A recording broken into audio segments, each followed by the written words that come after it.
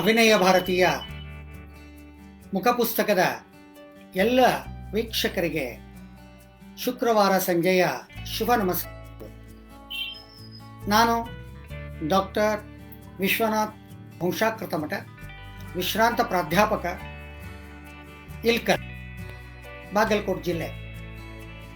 ಇಲ್ಕಲಿನ ಹವ್ಯಾಸಿ ಕಲಾರಂಗ ಸಂಸ್ಥೆ ಸ್ನೇಹ ಸಂಸ್ಥಾಪಕ ಅಧ್ಯಕ್ಷನಾಗಿ, ಬಾಗಲಕೋಟೆ ಜಿಲ್ಲಾ ಕನ್ನಡ ಸಾಹಿತ್ಯ ಮಾಜಿ ಅಧ್ಯಕ್ಷನಾಗಿ, ಸದ್ಯ ರಂಗಭೂಮಿ ಸಾಹಿತ್ಯ ಕ್ಷೇತ್ರಗಳಲ್ಲಿ ಕ್ರಿಯಾಶೀಲನಾಗಿರುವ ನಾನು ಈಗಾಗಲೇ ತಮ್ಮೊಂದಿಗೆ ಸುಮಾರು 3-4 ಸಂವಾದಗಳನ್ನು ಮಾಡಿದ್ದೇನೆ.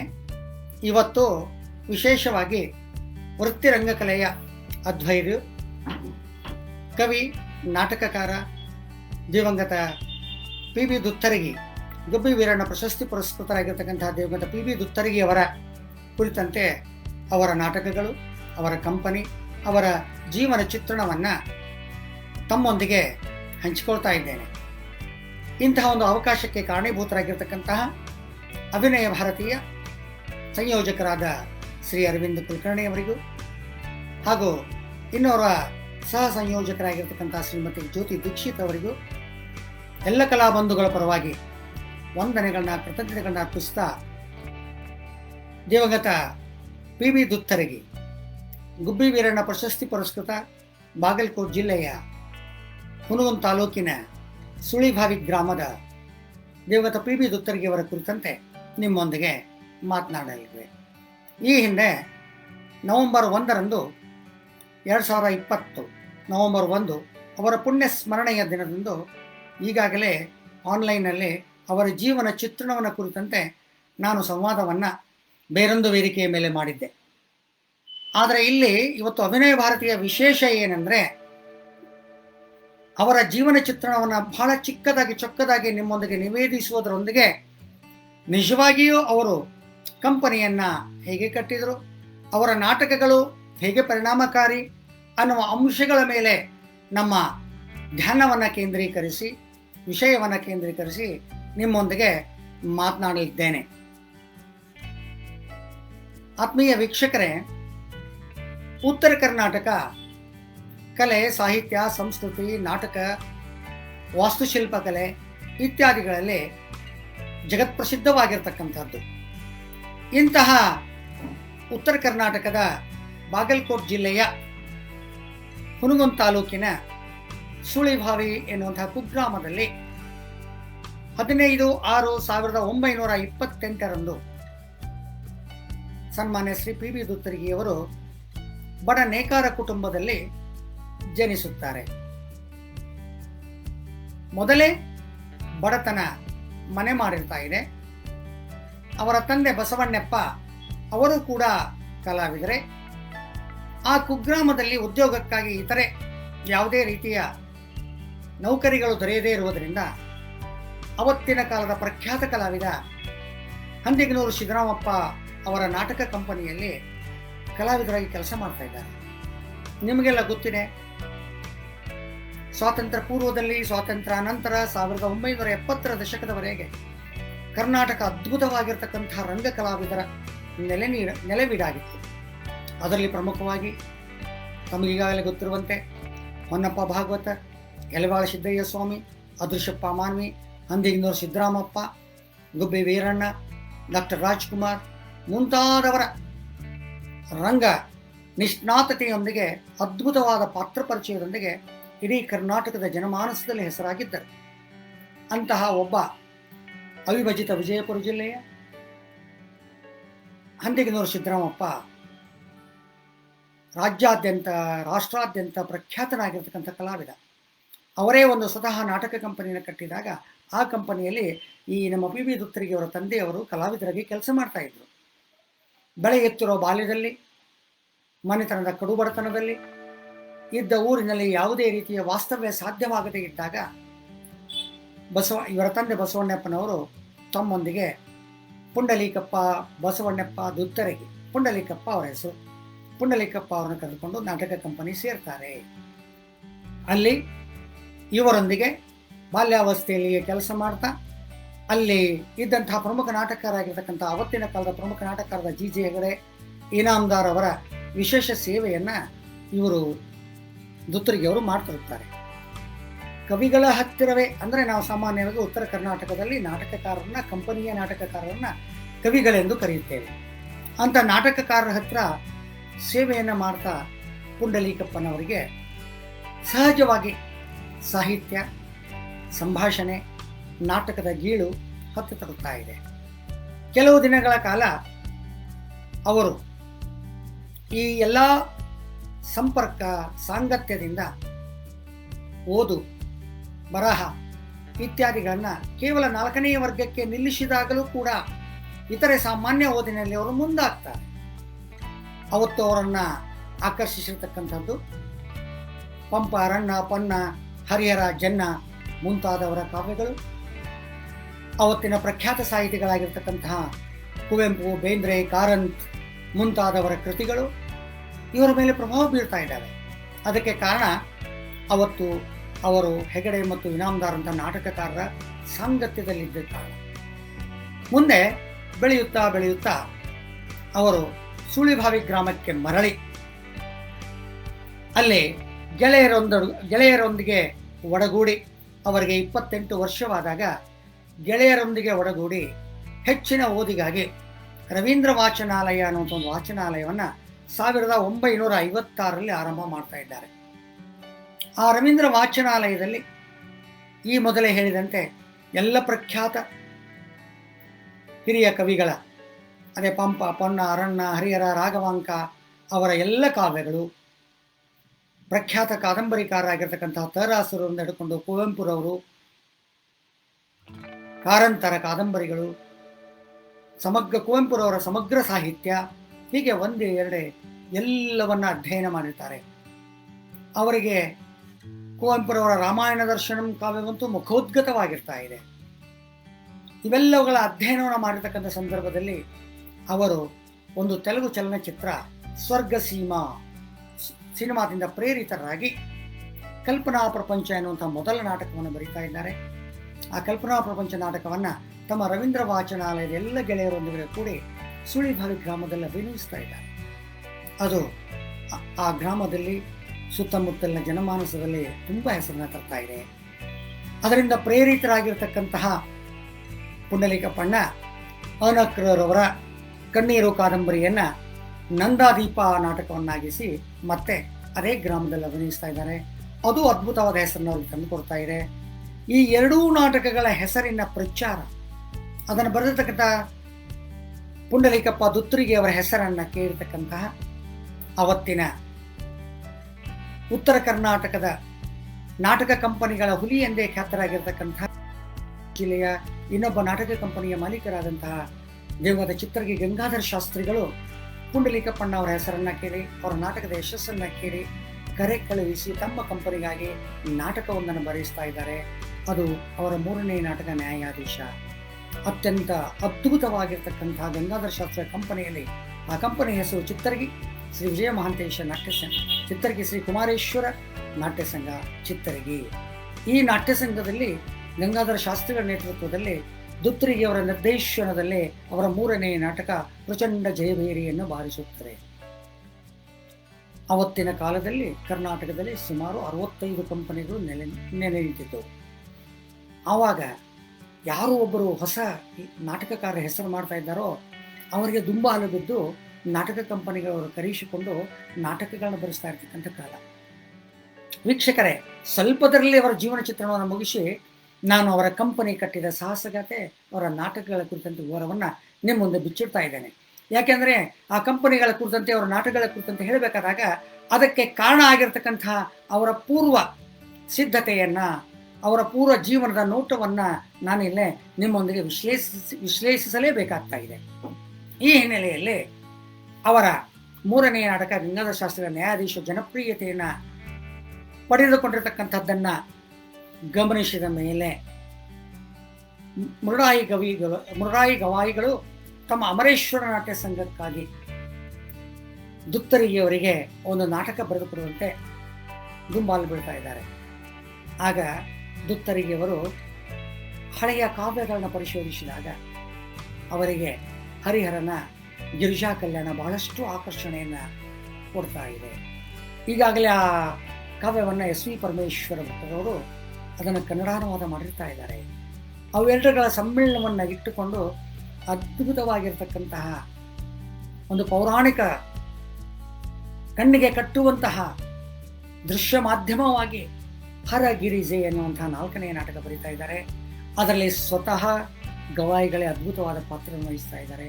ಅದು ಇನ್ನಿಲ್ಲದಂಥ ಜನಪ್ರಿಯತೆಯನ್ನು ಗಳಿಸುವ ಕಾರಣಕ್ಕಾಗಿ ಆಗಿನಿಂದಲೇ ಆ ನ್ಯಾಯಾಧೀಶ ಮತ್ತು ಹರಗಿರಿಜೆಗಳ ಮೂಲಕ ಇಡೀ ಜನಮಾನಸದಲ್ಲಿ ದುತ್ತುರಿಗೆಯವರು ಪ್ರಧಾನವಾಗ್ತಾ ಇದ್ದಾರೆ. ಜೊತೆಗೆ ಅವರ ಓದು, ಇನ್ನಿತರ ಕಥೆ ಕಾದಂಬರಿಗಳ ಪ್ರಭಾವ ಅವರ ಮೇಲಾಗಿ ಅದ್ಭುತವಾದ ಸಾಹಿತ್ಯ ರಚನೆಗೆ ಅವರು ಮುಂದಾಗ್ತಾ ಇದ್ದಾರೆ. ಅವರ ನಾಟಕಗಳು ಹೇಗಿದ್ದು ಅಂದರೆ, ಕಾಳಿದಾಸ ಒಂದ್ ಕಡೆ ಹೇಳ್ತಾ ಇದ್ದಾನೆ, ಪ್ರಯೋಗ ಪ್ರಧಾನ ನಾಟ್ಯಂ, ಪ್ರಯೋಗ ಪ್ರಧಾನಂ ನಾಟ್ಯಂ. ಅಂದರೆ ನಾಟಕಗಳು ಪ್ರಯೋಗಕ್ಕೀಡಾದ ಮೇಲೆಯೇ ಅದರ ಸಾರ್ಥಕತೆ ಕಂಡು ಬರುವುದು, ಅದರ ಮಹತ್ವ ತಿಳಿಯುವುದು. ಹಾಗೆ ದುತ್ತುರಿಗೆಯವರ ನಾಟಕಗಳು ಪ್ರಯೋಗ ಪ್ರಧಾನವಾಗಿರ್ತಕ್ಕಂಥ ನಾಟಕಗಳಾಗಿ ರಂಗದ ಮೇಲೆ ಅವು ಪ್ರಯೋಗಗೊಂಡಾಗಲೇ ಅದರ ಸಾರ್ಥಕತೆಯ ಅನುಭವ ಜನಮಾನಸಕ್ಕೆ ಮೂಡ್ತಾ ಇತ್ತು. ಅದನ್ನೇ ಇನ್ನೊಂದು ಕಡೆ ಹೇಳ್ತಾ ಇದ್ದಾನೆ, ಅದೇ ಕಾಳಿದಾಸ ನಾಟ್ಯಂ ಬಹು ರುಚೇರ್ಜನಸ್ಯಂ ಬಹುಧಾಪಿಕಂ ಅನ್ನುವಂಥ ಮಾತನ್ನ ಸಮಾರಾಧನಂ ಪೂರ್ಣ ಹೇಳೋದಾದ್ರೆ, ನಾಟ್ಯಂ ಬಹು ರುಚೇರ್ಜನಸ್ಯಂ ಬಹುಧಾಪಿಕಂ ಸಮಾರಾಧನಂ ಅಂದರೆ ಬೇರೆ ಬೇರೆ ಜನಸಮುದಾಯ ಬೇರೆ ಬೇರೆ ಯಾವುದೇ ಕಲೆಗಳಿಗೆ ಮನಸೋಲದೆ ನಾಟ್ಯ ಕಲೆಗೆ ಹೆಚ್ಚು ಮನಸೋಲ್ತಾ ಇದ್ದಾರೆ, ಹೆಚ್ಚು ಮನಸ್ಸನ್ನು ಕೊಟ್ಟು ನಾಟಕಗಳನ್ನ ನೋಡ್ತಾರೆ ಅನ್ನುವಂತಹ ಆ ಕಾಳಿದಾಸನ ಮಾಳವಿಕಾಗ್ನಿಮಿತ್ರದ ಈ ಮಾತು ಕೂಡ ಬಹುಶಃ ದುತ್ತುರಿಗೆಯವರ ಮೇಲೆ ಹೆಚ್ಚು ಪರಿಣಾಮ ಬೀರುತ್ತೇನೋ ಗೊತ್ತಿಲ್ಲ. ಹೀಗಾಗಿ ಅವರು ದೃಶ್ಯ ಮಾಧ್ಯಮಕ್ಕೆ ಪ್ರಧಾನ ಅಂಶಕ್ಕೆ ಒತ್ತು ಕೊಟ್ಟು ತಮ್ಮ ನಾಟಕಗಳನ್ನು ರಚಿಸ್ತಾ ಇದ್ದಾರೆ. ಇವರೆಲ್ಲರ ನಾಟಕಗಳಲ್ಲಿ ನಾವು ನೋಡಬೇಕಾಗಿರ್ತಕ್ಕಂಥ ಅಂಶಗಳಂದ್ರೆ ಬದುಕಿನ ಕಟು ವಾಸ್ತವ್ಯ, ಆಡು ಭಾಷೆಯ ನುಡಿಗಟ್ಟು, ಸಾಹಿತ್ಯ ಶ್ರೇಷ್ಠತೆ, ದೃಶ್ಯ ನಿರ್ಮಿತಿಯಲ್ಲಿ ದುತ್ತುರಿಗೆಯವರಿರ್ತಕ್ಕಂತಹ ಕೌಶಲ್ಯಗಳು, ಈ ಎಲ್ಲ ಕೌಶಲ್ಯಗಳ ಪ್ರಧಾನವಾಗಿರೋದ್ರ ಜೊತೆಯಾಗಿ ಎಲ್ಲ ಪ್ರದೇಶಗಳಿಗೂ ಎಲ್ಲ ಕಾಲಕ್ಕೂ ಸಲ್ಲುವಂತಹ ಜೀವನಾನುಭವದ ಕೌಟುಂಬಿಕ ಅಂಶಗಳ, ಕೌಟುಂಬಿಕಾಚೆಯ ಬದುಕಿನ ಸಾಮಾಜಿಕ ಎಲ್ಲ ವಿಷಯಗಳ ಪೂರಣಗಳನ್ನು ವಸ್ತು ವಿಷಯಗಳನ್ನಾಗಿ ಪಾತ್ರಗಳನ್ನಾಗಿ ಸಾರ್ವತ್ರಿಕ ಗುಣವನ್ನು ಅಳವಡಿಸಿ ಅನ್ವಯಿಸಿ ತಮ್ಮ ನಾಟಕಗಳನ್ನ ರಚಿಸ್ತಾ ಇದ್ರು ದುತ್ತುರಿಗೆಯವರು. ಹೀಗಾಗಿಯೇ ದುತ್ತುರಿಗೆಯವರ ನಾಟಕಗಳು ಇತರೆ ನಾಟಕಕಾರಂತೆ ಕೇವಲ ಸಾಮಾಜಿಕ ನಾಟಕಗಳು ಇಲ್ಲ ಚಾರಿತ್ರಿಕ ನಾಟಕಗಳಿಗೆ ಮಾತ್ರ ಸೀಮಿತವಾಗಲಿಲ್ಲ. ಅವರ ನಾಟಕಗಳು ಸಾಮಾಜಿಕ, ಚಾರಿತ್ರಿಕ, ಪೌರಾಣಿಕ, ಐತಿಹಾಸಿಕ, ಧಾರ್ಮಿಕ ಹೀಗೆ ಬಹುವಿಧದ ವಸ್ತು ವಿಷಯಗಳನ್ನ ಒಳಗೊಂಡು ಅವರ ನಾಟಕಗಳ ರಚನೆ ಆಗಿದ್ದವು. ಇವತ್ತಿಗೂ ಕೂಡ ದುತ್ತುರಿಗೆಯವರ ನಾಟಕಗಳ ಒಟ್ಟು ಸಂಖ್ಯೆಯ ಕುರಿತಂತೆ ಒಂದು ವಿತಂಡವಾದ ಇದೆ. ನನಗೆ ದೊರೆತಿರುವ ಮಾಹಿತಿಯ ಪ್ರಕಾರ ಅವರು ಒಟ್ಟು 53 ನಾಟಕಗಳನ್ನು ರಚಿಸಿದರು. ಅದರಲ್ಲಿ ಅವುಗಳನ್ನ ಬಿಟ್ಟು 11 ಬಾನುಲಿ ನಾಟಕಗಳು, ಆ 11 ಬಾನುಲಿ ನಾಟಕಗಳಲ್ಲಿ 2 ಕಂಪನಿ ನಾಟಕಗಳು. ಆದರೆ ಒಂದೆಡೆ ಗುಡಿಹಳ್ಳಿ ನಾಗರಾಜರವರು ತಮ್ಮ ಒಂದು ಪುಸ್ತಕ ಪ್ರಾಧಿಕಾರ ಪ್ರಕಟಪಡಿಸಿರ್ತಕ್ಕಂತಹ ದುತ್ತುರಿಗೆಯವರ ನಾಟಕಗಳ ಸಂಗ್ರಹದಲ್ಲಿ ಒಂದು ಮಾತು ಹೇಳ್ತಾರೆ, ಅವರು ಒಟ್ಟು 63 ನಾಟಕಗಳನ್ನ ಬರೆದಿದ್ರು ಅಂತ. ಆದರೆ ನಮಗೆ ಲೆಕ್ಕಕ್ಕೆ ಸಿಕ್ಕಿರ್ತಕ್ಕಂಥವು 53 ನಾಟಕಗಳು. ಇವುಗಳಲ್ಲಿ ಈ ಮೊದಲೇ ಹೇಳಿದಂತೆ ಎಲ್ಲ ವರ್ಗದ, ಎಲ್ಲ ವಿಷಯದ, ಎಲ್ಲ ಭಾಷಾ ವೈವಿಧ್ಯತೆಯ, ಎಲ್ಲ ಪ್ರಾದೇಶಿಕವಾರ, ಚಾರಿತ್ರಿಕ, ಐತಿಹಾಸಿಕ ಎಲ್ಲ ನಾಟಕಗಳು ಇದರಲ್ಲಿ ಸೇರಿವೆ. ಇಂತಹ ದುತ್ತುರಿಗೆಯವರು ಸಾಮಾಜಿಕ ಬದುಕಿನ, ಕೌಟುಂಬಿಕ ವ್ಯವಹಾರದ ಹಾಗೂ ಮನೆತನಗಳ ಒಳಜಗಳಗಳ, ಸಾಮಾಜಿಕ ಬದುಕಿನ, ವರದಕ್ಷಿಣೆಯ, ಸ್ತ್ರೀ ಸಮಸ್ಯೆಯ ಅದ್ಭುತವಾಗಿರತಕ್ಕಂತಹ ಕೌಟುಂಬಿಕ ನಾಟಕಗಳನ್ನ ರಚಿಸ್ತಾ ಇದ್ದಾರೆ. ಅವುಗಳಲ್ಲಿ ಪ್ರಧಾನವಾಗಿರತಕ್ಕಂತಹ ನಾಟಕಗಳಂತಂದ್ರೆ ಚಿಕ್ಕ ಸೊಸೆ, ವರದಕ್ಷಿಣೆ, ಮಲಮಗಳು, ಅತ್ತಿಗೆ ಸುಖದ ಸಂಪತ್ತು, ಅತ್ತಿಗೆ ತಕ್ಕ ಸೊಸೆ ಮುಂತಾದ ನಾಟಕಗಳು. ಹಾಗೆ ಅವರ ಧಾರ್ಮಿಕ ನಾಟಕಗಳಲ್ಲಿ ಹೆಸರುವಾಸಿಯಾಗಿರ್ತಕ್ಕಂಥ ನಾಟಕಗಳಂತಂದರೆ ಬಹಳ ಪ್ರಮುಖವಾಗಿ ಸರ್ವಮಂಗಳ, ಅಂದರೆ ನಮ್ಮ ಇಲ್ಕಲ್ಲಿನ ಪರಮ ಪೂಜ್ಯ ಚಿತ್ತರಿಗೆ ಮಹಂತ ಶಿವಯೋಗಿಗಳ ಜೀವನ ಚಿತ್ರಣವನ್ನು ಆಧರಿಸಿರ್ತಕ್ಕಂತಹ ಸರ್ವಮಂಗಳೆ, ಶ್ರೀದೇವಿ ಮಹಾತ್ಮೆ, ಬನಶಂಕರಿ ಮಹಾತ್ಮೆ, ರೇಣುಕಾದೇವಿ ಮಹಾತ್ಮೆ ಮುಂತಾದ ನಾಟಕಗಳು ಧಾರ್ಮಿಕವಾಗಿ ಪ್ರಧಾನವಾಗಿದ್ದರೆ, ಐತಿಹಾಸಿಕ ನಾಟಕಗಳು ಅಂದರೆ ಚಾರಿತ್ರಿಕ ನಾಟಕಗಳಂತಂದರೆ ನಿಮಗೆ ವೀರಸಿಂಧೂರ ಲಕ್ಷ್ಮಣ, ಸಂಗೊಳ್ಳಿ ರಾಯಣ್ಣ ಮುಂತಾದ ನಾಟಕಗಳು ಪ್ರಧಾನವಾಗಿದ್ದವು. ಇವುಗಳ ಜೊತೆಯಾಗಿ ಹರಗಿರಿಜಿ ಅಂಥ ಪೌರಾಣಿಕ ನಾಟಕಗಳನ್ನು ಕೂಡ ಅವರು ಬರಿತಾ ಇದ್ದಾರೆ. ಈ ನಾಟಕಗಳ ಮೂಲಕ ದುತ್ತರಿಗೆಯವರು ಜನಮಾನಸದಲ್ಲಿ ಒಬ್ಬ ನಾಟಕಕಾರನಿಗೆ ಇನ್ನಿಲ್ಲದ ಹೀರೋ ಇಮೇಜನ್ನು ಮೂಡಿಸಿಕೊಟ್ಟಿರತಕ್ಕಂತಹ ಒಂದು ಪರಿಭಾವ ಅವರ ನಾಟಕಗಳಲ್ಲಿ ವ್ಯಕ್ತ ಆಗ್ತಾ ಇದೆ. ಹೀಗೆ ತಮ್ಮ ರಂಗನಾಟಕಗಳ ಬರವಣಿಗೆಯನ್ನು ಆರಂಭಿಸಿರ್ತಕ್ಕಂತಹ ದುತ್ತರಿಗೆಯವರು 1960-70 ದಶಕದಲ್ಲಿ ಕರ್ನಾಟಕದಲ್ಲಿ ಅದ್ಭುತವಾದ ನಾಟಕಕಾರ ಅನ್ನುವಂತಹ ಒಂದು ಹೀರೋ ಇಮೇಜನ್ನು ಸೃಷ್ಟಿಸಿಕೊಂಡು ಹೆಸರುವಾಸಿಯಾಗ್ತಾ ಇದ್ದಾರೆ. ಅವತ್ತಿನ ಎಲ್ಲ ನಾಟಕಕಾರರ ನಡುವೆ ದುತ್ತರಿಗೆಯವರಿಗೆ ಹೆಚ್ಚು ಪ್ರಾಧಾನ್ಯತೆ ದೊರಕ್ತಾ ಇದೆ. ಅದಕ್ಕೆ ಕಾರಣ ಅವರ ಇನ್ನೊಂದು ಬಹಳ ಪ್ರಮುಖವಾಗಿರ್ತಕ್ಕಂಥ ನಾಟಕ ಸಂಪತ್ತಿಗೆ ಸವಾಲು. ಈಗಾಗಲೇ ನೀವೆಲ್ಲ ಹೆಸರು ಕೇಳಿದಿರಿ. ಡಾಕ್ಟರ್ ರಾಜ್ಕುಮಾರ್ ಅಣ್ಣ ಅವರು ಅದರಲ್ಲಿ ಬದ್ರಿಯ ಪಾತ್ರವನ್ನು ವಹಿಸಿ ಆ ನಾಟಕವನ್ನು ಹೆಚ್ಚು ಜನಪ್ರಿಯಗೊಳಿಸಿದರು. ಕನ್ನಡದ ಜೊತೆಯಾಗಿ ತೆಲುಗಿನಲ್ಲೂ ಕೂಡ ಈ ನಾಟಕ ತುಂಬ ಹೆಸರುವಾಸಿಯಾಗಿತ್ತು. ಈ ಸಂಪತ್ತಿಗೆ ಸವಾಲು ಅವತ್ತಿನ ಕಾಲದ ಫ್ಯೂಡಲಿಸಂ ವ್ಯವಸ್ಥೆ, ಜಮೀನ್ದಾರಿ ಪದ್ಧತಿಯನ್ನು ಪ್ರತಿರೋಧಿಸುವ, ಆ ವ್ಯವಸ್ಥೆಯನ್ನು ವಿರೋಧಿಸುವ ನಾಟಕವಾಗಿತ್ತು. ನಾಟಕಗಳ ಸಂದರ್ಭದಲ್ಲಿ ಅವೆಲ್ಲ ವಿಚಾರಗಳನ್ನ ನಾವು ನೋಡೋಣ. ಹಾಗೆ ಚಿಕ್ಕ ಸೊಸೆ ಅನ್ನುವಂಥ ನಾಟಕ ಕೂಡ ಸೊಸೆ ತಂದ ಸೌಭಾಗ್ಯವಾಗಿ ಚಲನಚಿತ್ರವಾಗಿ ಪ್ರಸಿದ್ಧಿಯನ್ನು ಪಡೆದಿರತಕ್ಕಂಥ ಈ ಸಂದರ್ಭದಲ್ಲಿ ಗಮನಿಸಬೇಕು. ಹಾಗೆಯೇ ಅವರ ಮಲಮಗಳು ನಾಟಕ ಕಿರುತೆರೆಯಲ್ಲಿ ಹಲವಾರು ಎಪಿಸೋಡ್ಗಳ ಧಾರಾವಾಹಿಯಾಗಿ ಕೂಡ ಪ್ರಕಟವಾಗಿ ಹೆಚ್ಚು ಜನಮನ್ನಣೆಯನ್ನು ಗಳಿಸಿತು. ಹಾಗೆಯೇ ಅವರ ಮುದುಕನ ಮದುವೆ ಅಥವಾ ಮಲಮಗಳು ಅನ್ನುವಂಥ ನಾಟಕ ಸಾವಿರಾರು ಪ್ರದರ್ಶನಗಳನ್ನ ಕಂಡು ಹಿಂದಿಯ ಸಂಗೀತ ನಿರ್ದೇಶಕರಾಗಿರ್ತಕ್ಕಂಥ ಗೌಸ್ ಮಾಸ್ತರ್ ಮೂಲಕ ದುಲ್ಹನ್ ಎನ್ನುವಂಥ ಹೆಸರಿನಲ್ಲಿ ಹಿಂದಿ ಮತ್ತು ಉರ್ದುವಿನಲ್ಲಿ ಅದು ಭಾಷಾಂತರಗೊಂಡು ಮುಂದೆ ದುಲ್ಹನ್ ಅನ್ನುವಂತಹ ಹೆಸರಾಂತ ಹಿಂದಿ ಚಲನಚಿತ್ರಕ್ಕೆ ಇವರ ಈ ನಾಟಕ ಮೂಲ ಪ್ರೇರಣೆಯಾಗಿರ್ತಕ್ಕಂಥದ್ದು ಅನ್ನುವಂಥದ್ದನ್ನು ನಾವು ನೆನಪಿಸಿಕೊಳ್ಬೇಕಾಗ್ತಾ ಇದೆ. ಹೀಗೆ ಅದ್ಭುತವಾಗಿರ್ತಕ್ಕಂತಹ 53 ನಾಟಕಗಳು, ಬಾನುಲಿ ನಾಟಕಗಳನ್ನು ಪ್ರದರ್ಶಿಸಿರ್ತಕ್ಕಂಥ ದುತ್ತರಿಗೆಯವರು ನನ್ನೊಂದಿಗೆ ಈ ಸಂದರ್ಭದಲ್ಲಿ ನಾನು ಅದೊಂದು ವಿಚಾರವನ್ನು ತಮಗೆ ನಿವೇದಿಸಿಕೊಳ್ಳಲೇಬೇಕು. ನನ್ನೊಂದಿಗೆ 1989ರಿಂದ 91 3 ವರ್ಷಗಳ ಅವಧಿಯಲ್ಲಿ ಕರ್ನಾಟಕ ರಾಜ್ಯ ನಾಟಕ ಅಕಾಡೆಮಿಯ ಹಿರಿಯ ಸಹ ಸದಸ್ಯರಾಗಿ ನಾನು ಅವರೊಂದಿಗೆ ಒಬ್ಬ ನಾಟಕ ಅಕಾಡೆಮಿಯ ಸದಸ್ಯನಾಗಿ ಕೆಲಸ ಮಾಡುವಂತಹ ಸುಯೋಗ ನನಗೆ ಒದಗಿ ಬಂದಿತ್ತು. ಅವತ್ತು ಅಕಾಡೆಮಿಯ ಅಧ್ಯಕ್ಷರಾಗಿ ಬಿ ಯು ವೈಕುಂಠರಾಜುರವರು, ನಮ್ಮೊಂದಿಗೆ ಖ್ಯಾತ ಚಲನಚಿತ್ರ ಸಂಭಾಷಣೆಕಾರರಾಗಿರ್ತಕ್ಕಂತಹ ಸಾಹಿತ್ಯ ರಚನೆಕಾರರಾಗಿದ್ದ ಯೋಗ ನರಸಿಂಹ ಅವರು, ಇವತ್ತಿನ ಹವ್ಯಾಸಿ ರಂಗಭೂಮಿಯ ಶ್ರೇಷ್ಠ ನಿರ್ದೇಶಕ ಚಿದಂಬರಾವ್ ಜಂಬೆ ಅವರು, ಇವತ್ತು ನಮ್ಮ ನಡುವೆ ಇಲ್ಲ ಏಣಿಗೆ ಬಾಳಪ್ಪನವರ ಸುಪುತ್ರರಾಗಿರ್ತಕ್ಕಂತಹ ಏಣಿಗೆ ನಟರಾಜರವರು, ನಾವೆಲ್ಲ ಅವತ್ತು ವಿ ವೈಕುಂಠರಾಜುರವರ ಅಧ್ಯಕ್ಷತೆಯ ನಾಟಕ ಅಕಾಡೆಮಿಯಲ್ಲಿಯ ಸದಸ್ಯರು. ಯೋಗ ಹುನಗುಂದ ತಾಲೂಕಿನ ಪಕ್ಕದ ಸುಳಿಬಾರಿ ಗ್ರಾಮದ ದುತ್ತರಿಗೆಯವರು, ಪಕ್ಕದ ಇಲಕಲ್ಲಿನ ನಾನು, ನಮ್ಮದೆಲ್ಲ ಒಂದು ಅವಿನಾಭಾವವಾಗಿರ್ತಕ್ಕಂಥ ಸಂಬಂಧದಲ್ಲಿ ನಾವೆಲ್ಲ ಒಡಗೂಡಿದ್ದೆವು. ಅವರ ಸತತ ಮಾರ್ಗದರ್ಶನ, ನಮ್ಮೊಂದಿಗಿನ ಅವರ ಸಾಂಗತ್ಯ, ಒಡನಾಟ ನನಗೂ ಕೂಡ ವೃತ್ತಿರಂಗಭೂಮಿಯಲ್ಲಿ, ಹವ್ಯಾಸ ರಂಗಭೂಮಿಯಲ್ಲಿ, ಒಟ್ಟಾರೆಯಾಗಿ ರಂಗಭೂಮಿಯ ಒಟ್ಟು ಒಳನೋಟಗಳನ್ನು ಅಧ್ಯಯನ ಮಾಡುವಲ್ಲಿ, ನಾಟಕಗಳ ಅಭ್ಯಸನದಲ್ಲಿ ನನಗೆ ಅವರ ಸಾಂಗತ್ಯ ಬಹಳ ಸಹಕಾರಿಯಾಗಿತ್ತು. ಆರಂಭದಲ್ಲಿ ನಾವು ಸ್ನೇಹರಂಗವನ್ನು ಇಲ್ಕಲ್ನಲ್ಲೇ 1975-80 ದಶಕದಲ್ಲಿ ಸ್ಥಾಪಿಸಿದಾಗ ದುತ್ತರಿಗೆಯವರು ನಮ್ಮ ನಾಟಕಗಳನ್ನ ಅಂದರೆ ಬೆಂಗಳೂರಿನಿಂದ ಹಿಡ್ಕೊಂಡು ಕರ್ನಾಟಕ ರಾಜ್ಯಾದ್ಯಂತ ವಿವಿಧ ತಂಡಗಳು ಅಭಿನಯಿಸುವ ನಾಟಕಗಳನ್ನ ನಾವು ಇಲ್ಕಲ್ನಲ್ಲಿ ಪ್ರದರ್ಶನಕ್ಕೆ ಏರ್ಪಾಡು ಮಾಡ್ತಾ ಇದ್ದೆವು. ಅವೆಲ್ಲವುಗಳನ್ನ ನೋಡೋಕ್ಕೆ ಅವರು ಬರ್ತಾ ಇದ್ರು ಉತ್ಸಾಹದಿಂದ. ನಾಟಕಗಳನ್ನ ನೋಡಿ ನಮ್ಮೊಂದಿಗೆ ಸಂವಾದ ಮಾಡ್ತಾ ಛೇಡಿಸ್ತಾ ಇದ್ರು.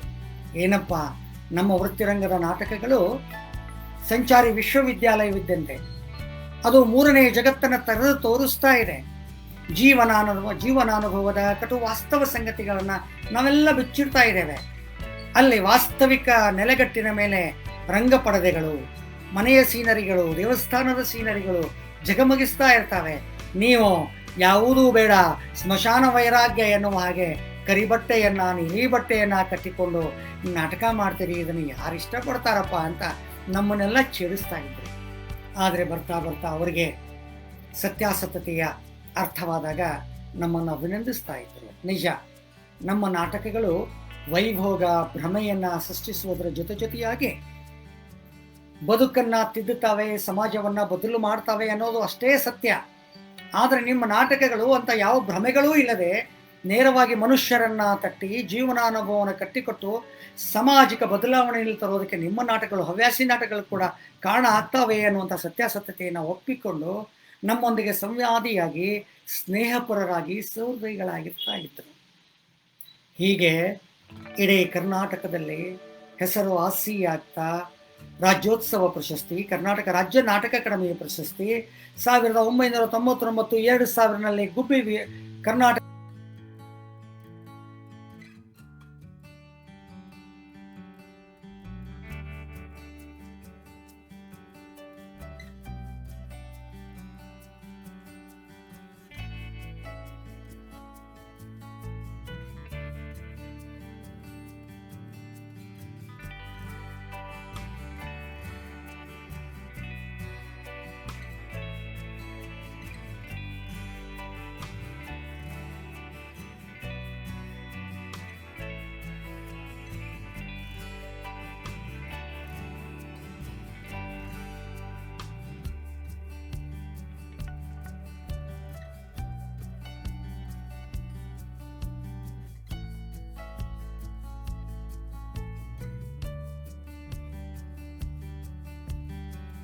ಹೆಸರನ್ನ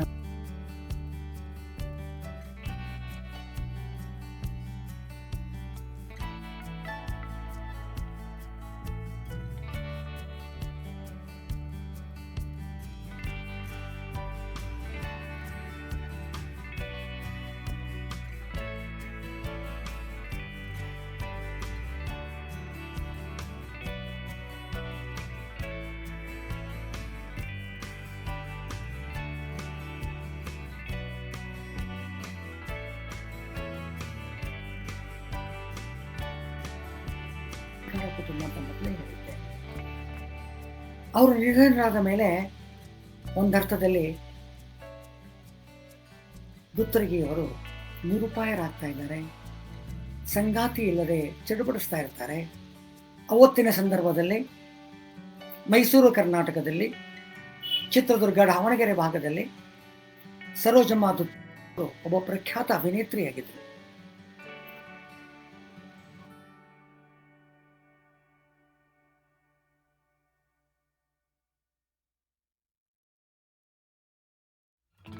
ಕಲಾವಿದೆ 1963ರಲ್ಲಿ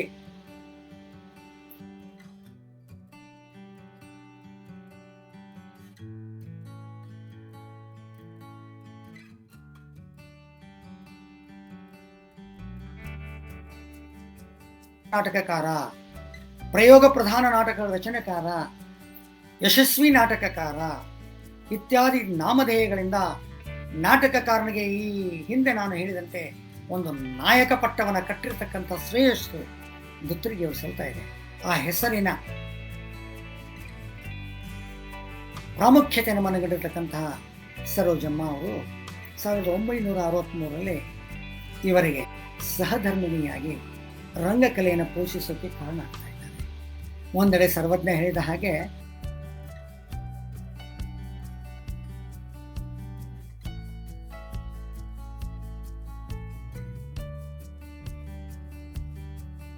ಇನ್ನೊಂದೆಡೆ ಅಪರಿಮಿತವಾದ ಹೆಸರು, ಮಗದೊಂದೆಡೆ ಅತ್ಯಂತ ಪ್ರಖ್ಯಾತ ಅಭಿನೇತ್ರಿಯಾಗಿರ್ತಕ್ಕಂತಹ ಗಾಯಕಿಯೂ ಆಗಿರತಕ್ಕಂತಹ ಕಲಾವಿದ ಪತ್ನಿ.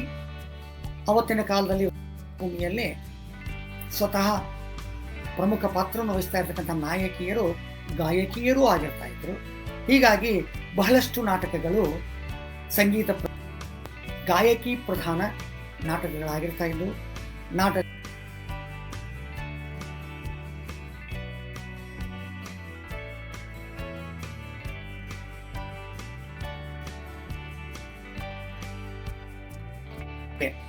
ಕಂಪನಿ ಕಟ್ಟುವ ಹುಕಿ ಹೇಳ್ತಾ ಇದೆ. ಅದು 1969 ಕಾಲ. ಬಸವರಾಜಪ್ಪ ಜವಳಿ ಮಠ್ ಅನ್ನುವರ ಜೊತೆ ಸೇರಿ ಒಂದು ನಾಟಕ ಕಂಪನಿಯನ್ನು ಕಟ್ತಾ ಇದ್ದಾರೆ. ನಾಟಕ ಕಂಪನಿಯ ಹೆಸರು ಏನಿರಬಹುದು? ತ್ರಿಪುರ ಸುಂದರಿ ನಾಟ್ಯ ಸಂಘ. ನೋಡಿ, ಹೆಸರಿನಲ್ಲೂ ಎಂಥ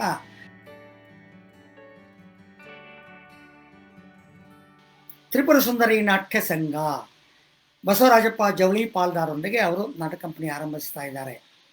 ಸುಮಾರು 5-6 ವರ್ಷಗಳ ಕಾಲ ಬಸವರಾಜಪ್ಪನವ್ರನಿಗೆ ನಾಟಕ ಕಂಪನಿ ಉಚ್ಛ್ರಾಯ ಸ್ಥಿತಿಯಲ್ಲಿ ಕರ್ನಾಟಕ ನಾಡಿನಾದ್ಯಂತ ಹಲವಾರು ಹೊಸ ಪ್ರಯೋಗಗಳೊಂದಿಗೆ ನಾಟಕಗಳೊಂದಿಗೆ ದಾಂಗುಡಿ ಇಡ್ತಾ ಇದೆ. ಕಾಲನ ಹೊಡೆತಕ್ಕೆ ಚಿಕ್ಕು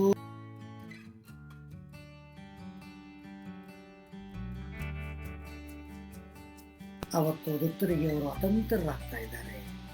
ಆದರೆ ಕರ್ಮಪತ್ನಿ, ಧರ್ಮಪತ್ನಿ, ಕಲಾಪತ್ನಿ ಆಗಿರ್ತಕ್ಕಂಥ ಸರೋಜಮ್ಮ ಇನ್ನಿಲ್ಲದ ಧೈರ್ಯವನ್ನು ಕೊಟ್ಟು ಅವರನ್ನು ಹುರಿದುಂಬಿಸ್ತಾರೆ.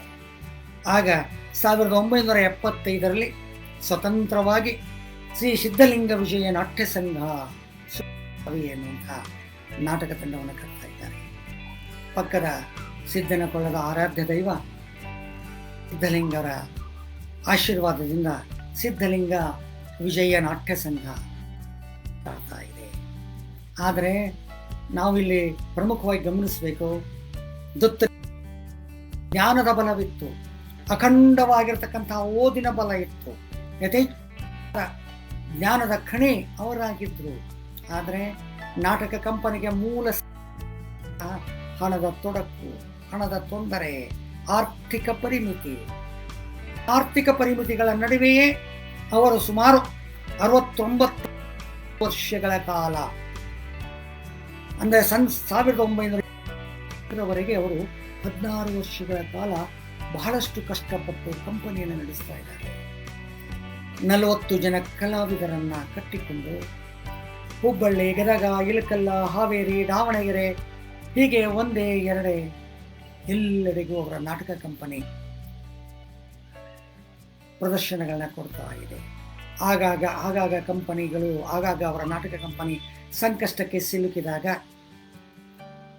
ಗದಗಿನ ತೋಂಟದಾರ್ಯ ಪೂಜ್ಯ ಶ್ರೀಗಳು, 3000 ಮಠದ ಪೂಜ್ಯ ಶ್ರೀಗಳು, ಇಳಕಲ್ಲಿನ ಚಿತ್ತರ್ಗಿ ಮಹಾಂತಪ್ಪಗಳು ಮುಂತಾದ ಸ್ವಾಮಿಗಳು ಅವರಿಗೆ ಆರ್ಥಿಕ ಸಹಾಯವನ್ನು, ಕಂಪನಿಯನ್ನು ಮುನ್ನಡೆಸೋದಕ್ಕೆ ಕಾರಣ ಆಗಿರ್ತಕ್ಕಂಥದ್ದನ್ನು ಬಹಳಷ್ಟು ದಿನಗಳ ಕಾಲ ನಮ್ಮೊಂದಿಗೆ ಅವರು ಮಾತನಾಡ್ತಾ ಇದ್ರು. ಜೊತೆಯಾಗಿಯೇ ಅವತ್ತಿನ ಕಾಲದಲ್ಲಿ ಹುಬ್ಬಳ್ಳಿಯ ಮುನಿಯಪ್ಪ ಅನ್ನುವರು, ನಮ್ಮ ಕಲ್ಯಾಣ ಕರ್ನಾಟಕದ ಪ್ರಖ್ಯಾತ ಸಾಹಿತಿಗಳಾಗಿರ್ತಕ್ಕಂಥ ದಿವಂಗತ ಶಾಂತರಸರ ಅಳಿಯರಾಗಿರ್ತಕ್ಕಂತಹ ರಾಜಶೇಖರಪ್ಪನವರು ಕೂಡ ಆ ಸಂದರ್ಭದಲ್ಲಿ ನಮ್ಮ ಕಂಪನಿ ಮುನ್ನಡೆಸೋದಕ್ಕೆ ಸಹಾಯ ಮಾಡಿದ್ರು ಅನ್ನುವಂಥ ಮಾತುಗಳನ್ನ ದುತ್ತರಿಗೆ ಅವರು ಆಗಾಗ ನೆನಪಿಸಿಕೊಳ್ತಾ ಇದ್ರು. ಆದರೆ ಕಾಲ, ಹಣ, ಸಮಯ ಮನುಷ್ಯನ ಕೈಯಲ್ಲಿರ್ತಕ್ಕಂಥದ್ದಲ್ಲ, ದೈವ ನಮ್ಮದಲ್ಲ. ಆ ಹಿನ್ನೆಲೆಯಲ್ಲಿ 1984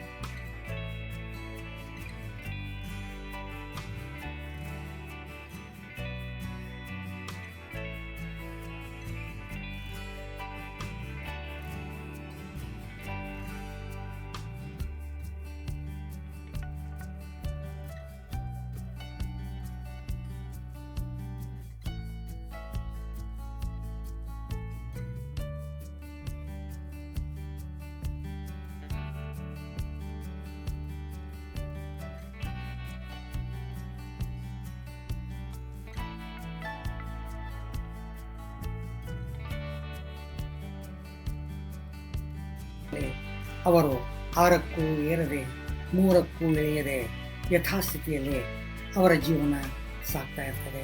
ಇದೇ ಸಂದರ್ಭದಲ್ಲಿ ಅವರು ಬಹಳ ಪ್ರಮುಖವಾಗಿರ್ತಕ್ಕಂತಹ ಬಹಳಷ್ಟು ನಾಟಕಗಳು ರಚನೆಯಾಗ್ತಾ ಇದ್ದಾವೆ. ಅವು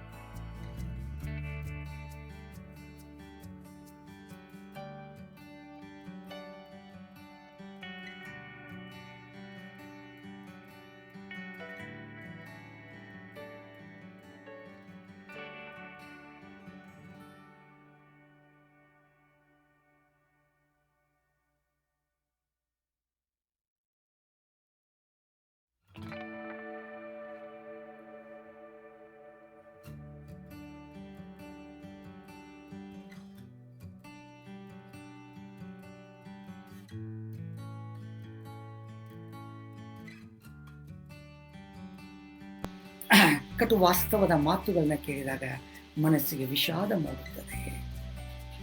ಇಂತಹ ಪುಂಡಲೀಕಪ್ಪ, ಬಸವಣ್ಣಪ್ಪ ದುತ್ತರಿಗೆ ಕಂಪನಿ ನಿಂತು ಹೋದ ಮೇಲೆ ಬೇರೆ ಬೇರೆ ಕಂಪನಿಗಳಿಗೆ ಬರೆದು ಕೊಡ್ತಾ, ಸಾಮಾನ್ಯವಾಗಿ ಅವರ ಹೊಸ ನಾಟಕಗಳು ರಚನೆಯಾದಾಗ ಅವರನ್ನೇ ಕರೆಯಿಸಿ ನಿರ್ದೇಶನ ಮಾಡಿಸ್ತಾ ಇರ್ತಕ್ಕಂಥ ಒಂದು ಪರಿಪಾಠ ಸಾಮಾನ್ಯವಾಗಿ ಎಲ್ಲ ನಾಟಕಕ್ಕೂ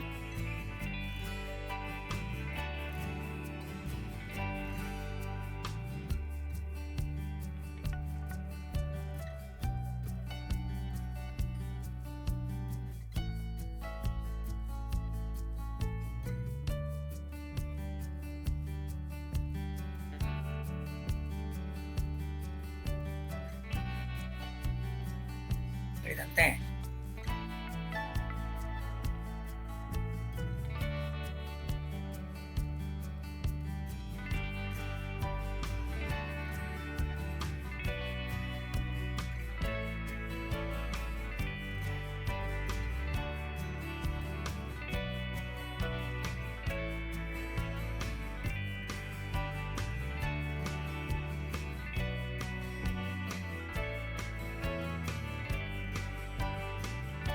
ನಾಯಕ ಪ್ರಧಾನವಾಗಿರ್ತಕ್ಕಂಥ ಬದ್ರಿ ಪಾತ್ರವನ್ನ ಇರಾದೆಯನ್ನು ವ್ಯಕ್ತಪಡಿಸ್ತಾ ಆ ನಾಟಕದ ನಿರ್ಮಾಣಕ್ಕೆ ಇಚ್ಛೆಯನ್ನು ವ್ಯಕ್ತ ಮಾಡ್ತಾ ಇದ್ದಾರೆ.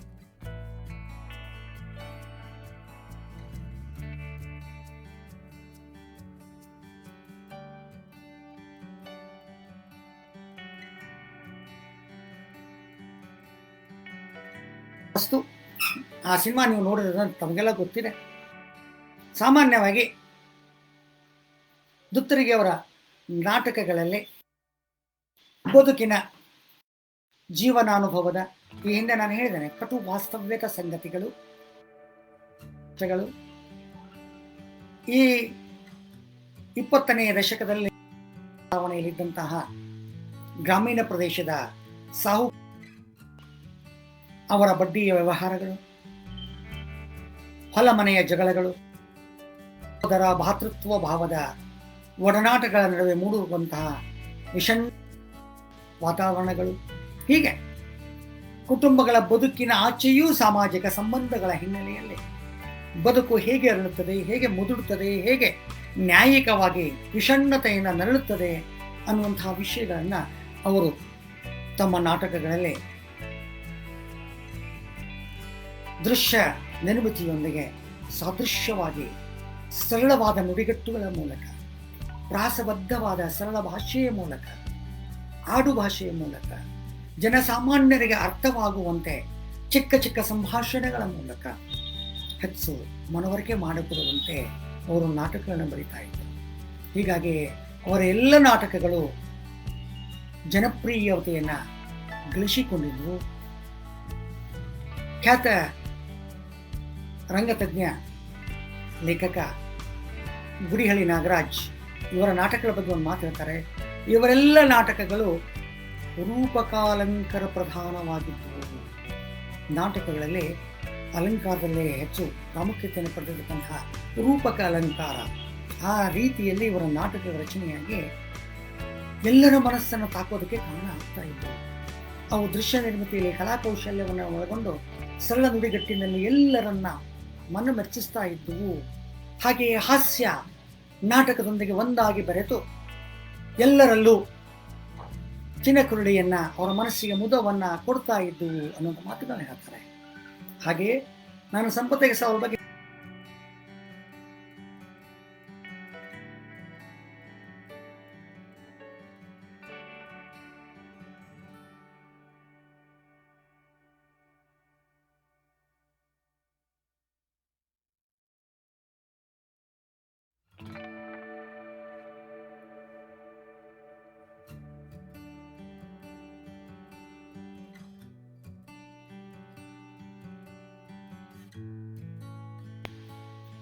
ಬದ್ರಿ, ಅವರ ಅಣ್ಣ ಸಿದ್ಧ, ಸಾಹುಕಾರನ ಮಗಳು ಲಕ್ಷ್ಮಿ, ಇವರ ನಡುವೆ 4 ಜನರ ಒಂದು ಕೌಟುಂಬಿಕ ವಾತಾವರಣದಲ್ಲಿ ಒಡಮೂಡುವ ಈ ನಾಟಕ ಅವತ್ತಿನ ಕಾಲದಲ್ಲಿ ತಮಗೆಲ್ಲ ಗೊತ್ತಿರುವಂತೆ ಅಣ್ಣ ಅವರು ಬದ್ರಿಯ ಪಾತ್ರವನ್ನೇ ಪ್ರಮುಖವಾಗಿ ಅಭಿನಯಿಸಿರೋದ್ರಿಂದ ವಜ್ರಮುನಿ ಸಾಹುಕಾರ ಮರಿಯಪ್ಪನ ಪಾತ್ರದಲ್ಲಿ ವಿಜೃಂಭಿಸಿದಾಗ ಇವತ್ತು ನಮ್ಮ ನಡುವೆ ಇಲ್ಲದೇ ಇರತಕ್ಕಂತಹ ಗಯ್ಯಾಳಿ ಪಾತ್ರಕ್ಕೆ ಹೆಸರುವಾಸಿಯಾಗಿರ್ತಕ್ಕಂತಹ ದಿವಂಗತ ಶ್ರೀಮತಿ ಮಂಜುಳಾ ಅವರು ಲಕ್ಷ್ಮಿಯ ಪಾತ್ರದಲ್ಲಿ, ಅಣ್ಣ ಅವರು ಬದ್ರಿಯ ಪಾತ್ರದಲ್ಲಿ ಆ ನಾಟಕವನ್ನು, ಆ ಸಿನಿಮಾವನ್ನು, ಚಲನಚಿತ್ರವನ್ನು ಇವತ್ತಿಗೂ ಮರೆಯದ ರೀತಿಯಲ್ಲಿ ನಮ್ಮ ಕಣ್ಣೆದುರಿಗೆ ನಿರ್ಮಿಸುತ್ತಿದ್ದಾರೆ.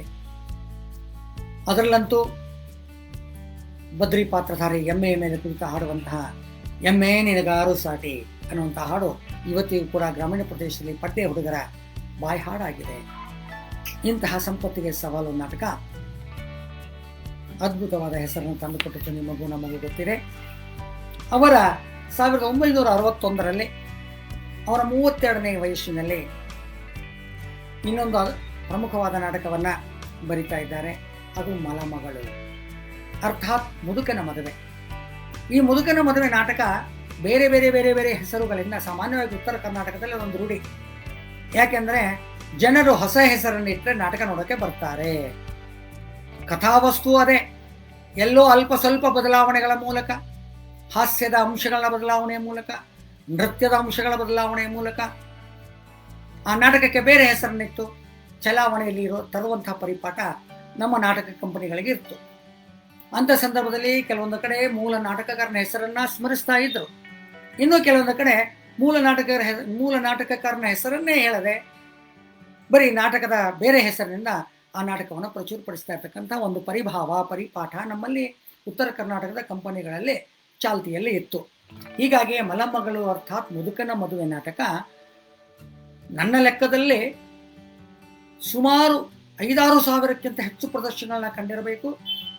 ಆಮೇಲೆ ಈ ನಾಟಕವನ್ನು ಪ್ರಯೋಗಿಸದ ಕಂಪನಿಗಳೇ ಇರಲಿಲ್ಲ, ಅಷ್ಟು ಪ್ರಸಿದ್ಧಿಯನ್ನು ಈ ನಾಟಕ ಪಡೆದಿತ್ತು. ಅದಕ್ಕೆ ಕಾರಣ ಅಂದರೆ ಹೆಸರೇ ಹೇಳ್ತಾ ಇದೆ ನಿಮಗೆ, ಮುದುಕನ ಮದುವೆ. ಮುದುಕ ಮದುವೆ ಆದರೆ ಹೇಗಿರಬಹುದು ಅನ್ನುವಂಥದ್ದು ಹಲವಾರು ಹಾಸ್ಯಪೂರ್ಣವಾಗಿರ್ತಕ್ಕಂಥ ಸನ್ನಿವೇಶಗಳನ್ನ ಒಳಗೊಂಡ ಕೌಟುಂಬಿಕ ರಸಾಯನವನ್ನು ಒಡಮೂಡಿಸುವ ಇದೊಂದು ನಾಟಕ. ಇಲ್ಲೂ ಕೂಡ ಯಥಾಪ್ರಕಾರವಾಗಿ ಬಡ್ಡಿಯಿಂದ ಬಡ ಜನತೆಯನ್ನು ವಂಚಿಸುವ ಸಾಹುಕಾರ, ಮನೆಯಲ್ಲಿ ಮಲತಾಯಿ ಯಾತನೆ, ಇಳಿಯ ವಯಸ್ಸಿನಲ್ಲಿಯೂ ಮದುವೆಯಾಗುವ ಚಪಲದ ಸಾಹುಕಾರ ಇತ್ಯಾದಿ ಕಥಾವಸ್ತು ಇದು. ಏನಂತಂದ್ರೆ ಆ ಮನೆತನಕ್ಕೆ ಗ್ರಾಮೀಣ ಪ್ರದೇಶದಲ್ಲಿರ್ತಾ ಇರತಕ್ಕಂಥ ಒಂದು ಕುಟುಂಬ, ಆ ಕುಟುಂಬದ ನಾಯಕ ರಾಜೀವನ 2ನೇ ಹೆಂಡತಿಯಾಗಿ ಕಾವೇರಿ ನಾಯಕಿಯಾಗಿ ಮನೆಗೆ ಬರ್ತಾ ಇದ್ದಾಳೆ. ರಾಜೀವನ ಮೊದಲನೇ ಹೆಂಡತಿಗೆ ಈಗಾಗಲೇ ಒಬ್ಬ ಮಗಳು ಇರ್ತಾ ಇದ್ದಾಳೆ. ಈ 2ನೇ ಹೆಂಡತಿಯು ಕೂಡ ಇನ್ನೊಬ್ಬ ಮಗಳು ಜನಿಸ್ತಾ ಇದ್ದಾಳೆ. ಇರೋರು ಪ್ರವರ್ಧಮಾನಕ್ಕೆ ವಯಸ್ಸಿಗೆ ಇರುವರು ಹೆಣ್ಮಕ್ಳು ಬಂದಾಗ ನಿಮಗೆಲ್ಲ ಗೊತ್ತಿರೋ ಹಾಗೆ ರೈತಾಪಿ ವರ್ಗ, ಮನೆಯಲ್ಲಿ ಕಿತ್ತು ತಿನ್ನುವ ಬಡತನ, ಮಕ್ಕಳ ಬೆಳವಣಿಗೆಗೂ ಕುಟುಂಬವನ್ನು ಮುನ್ನಡೆಸೋದಕ್ಕೂ ರಾಜೀವಪ್ಪ ಮನೆಯನ್ನು ಒತ್ತಿ ಹಾಕಿರ್ತಾನೆ ಸಾಹುಕಾರನ ಹತ್ರ.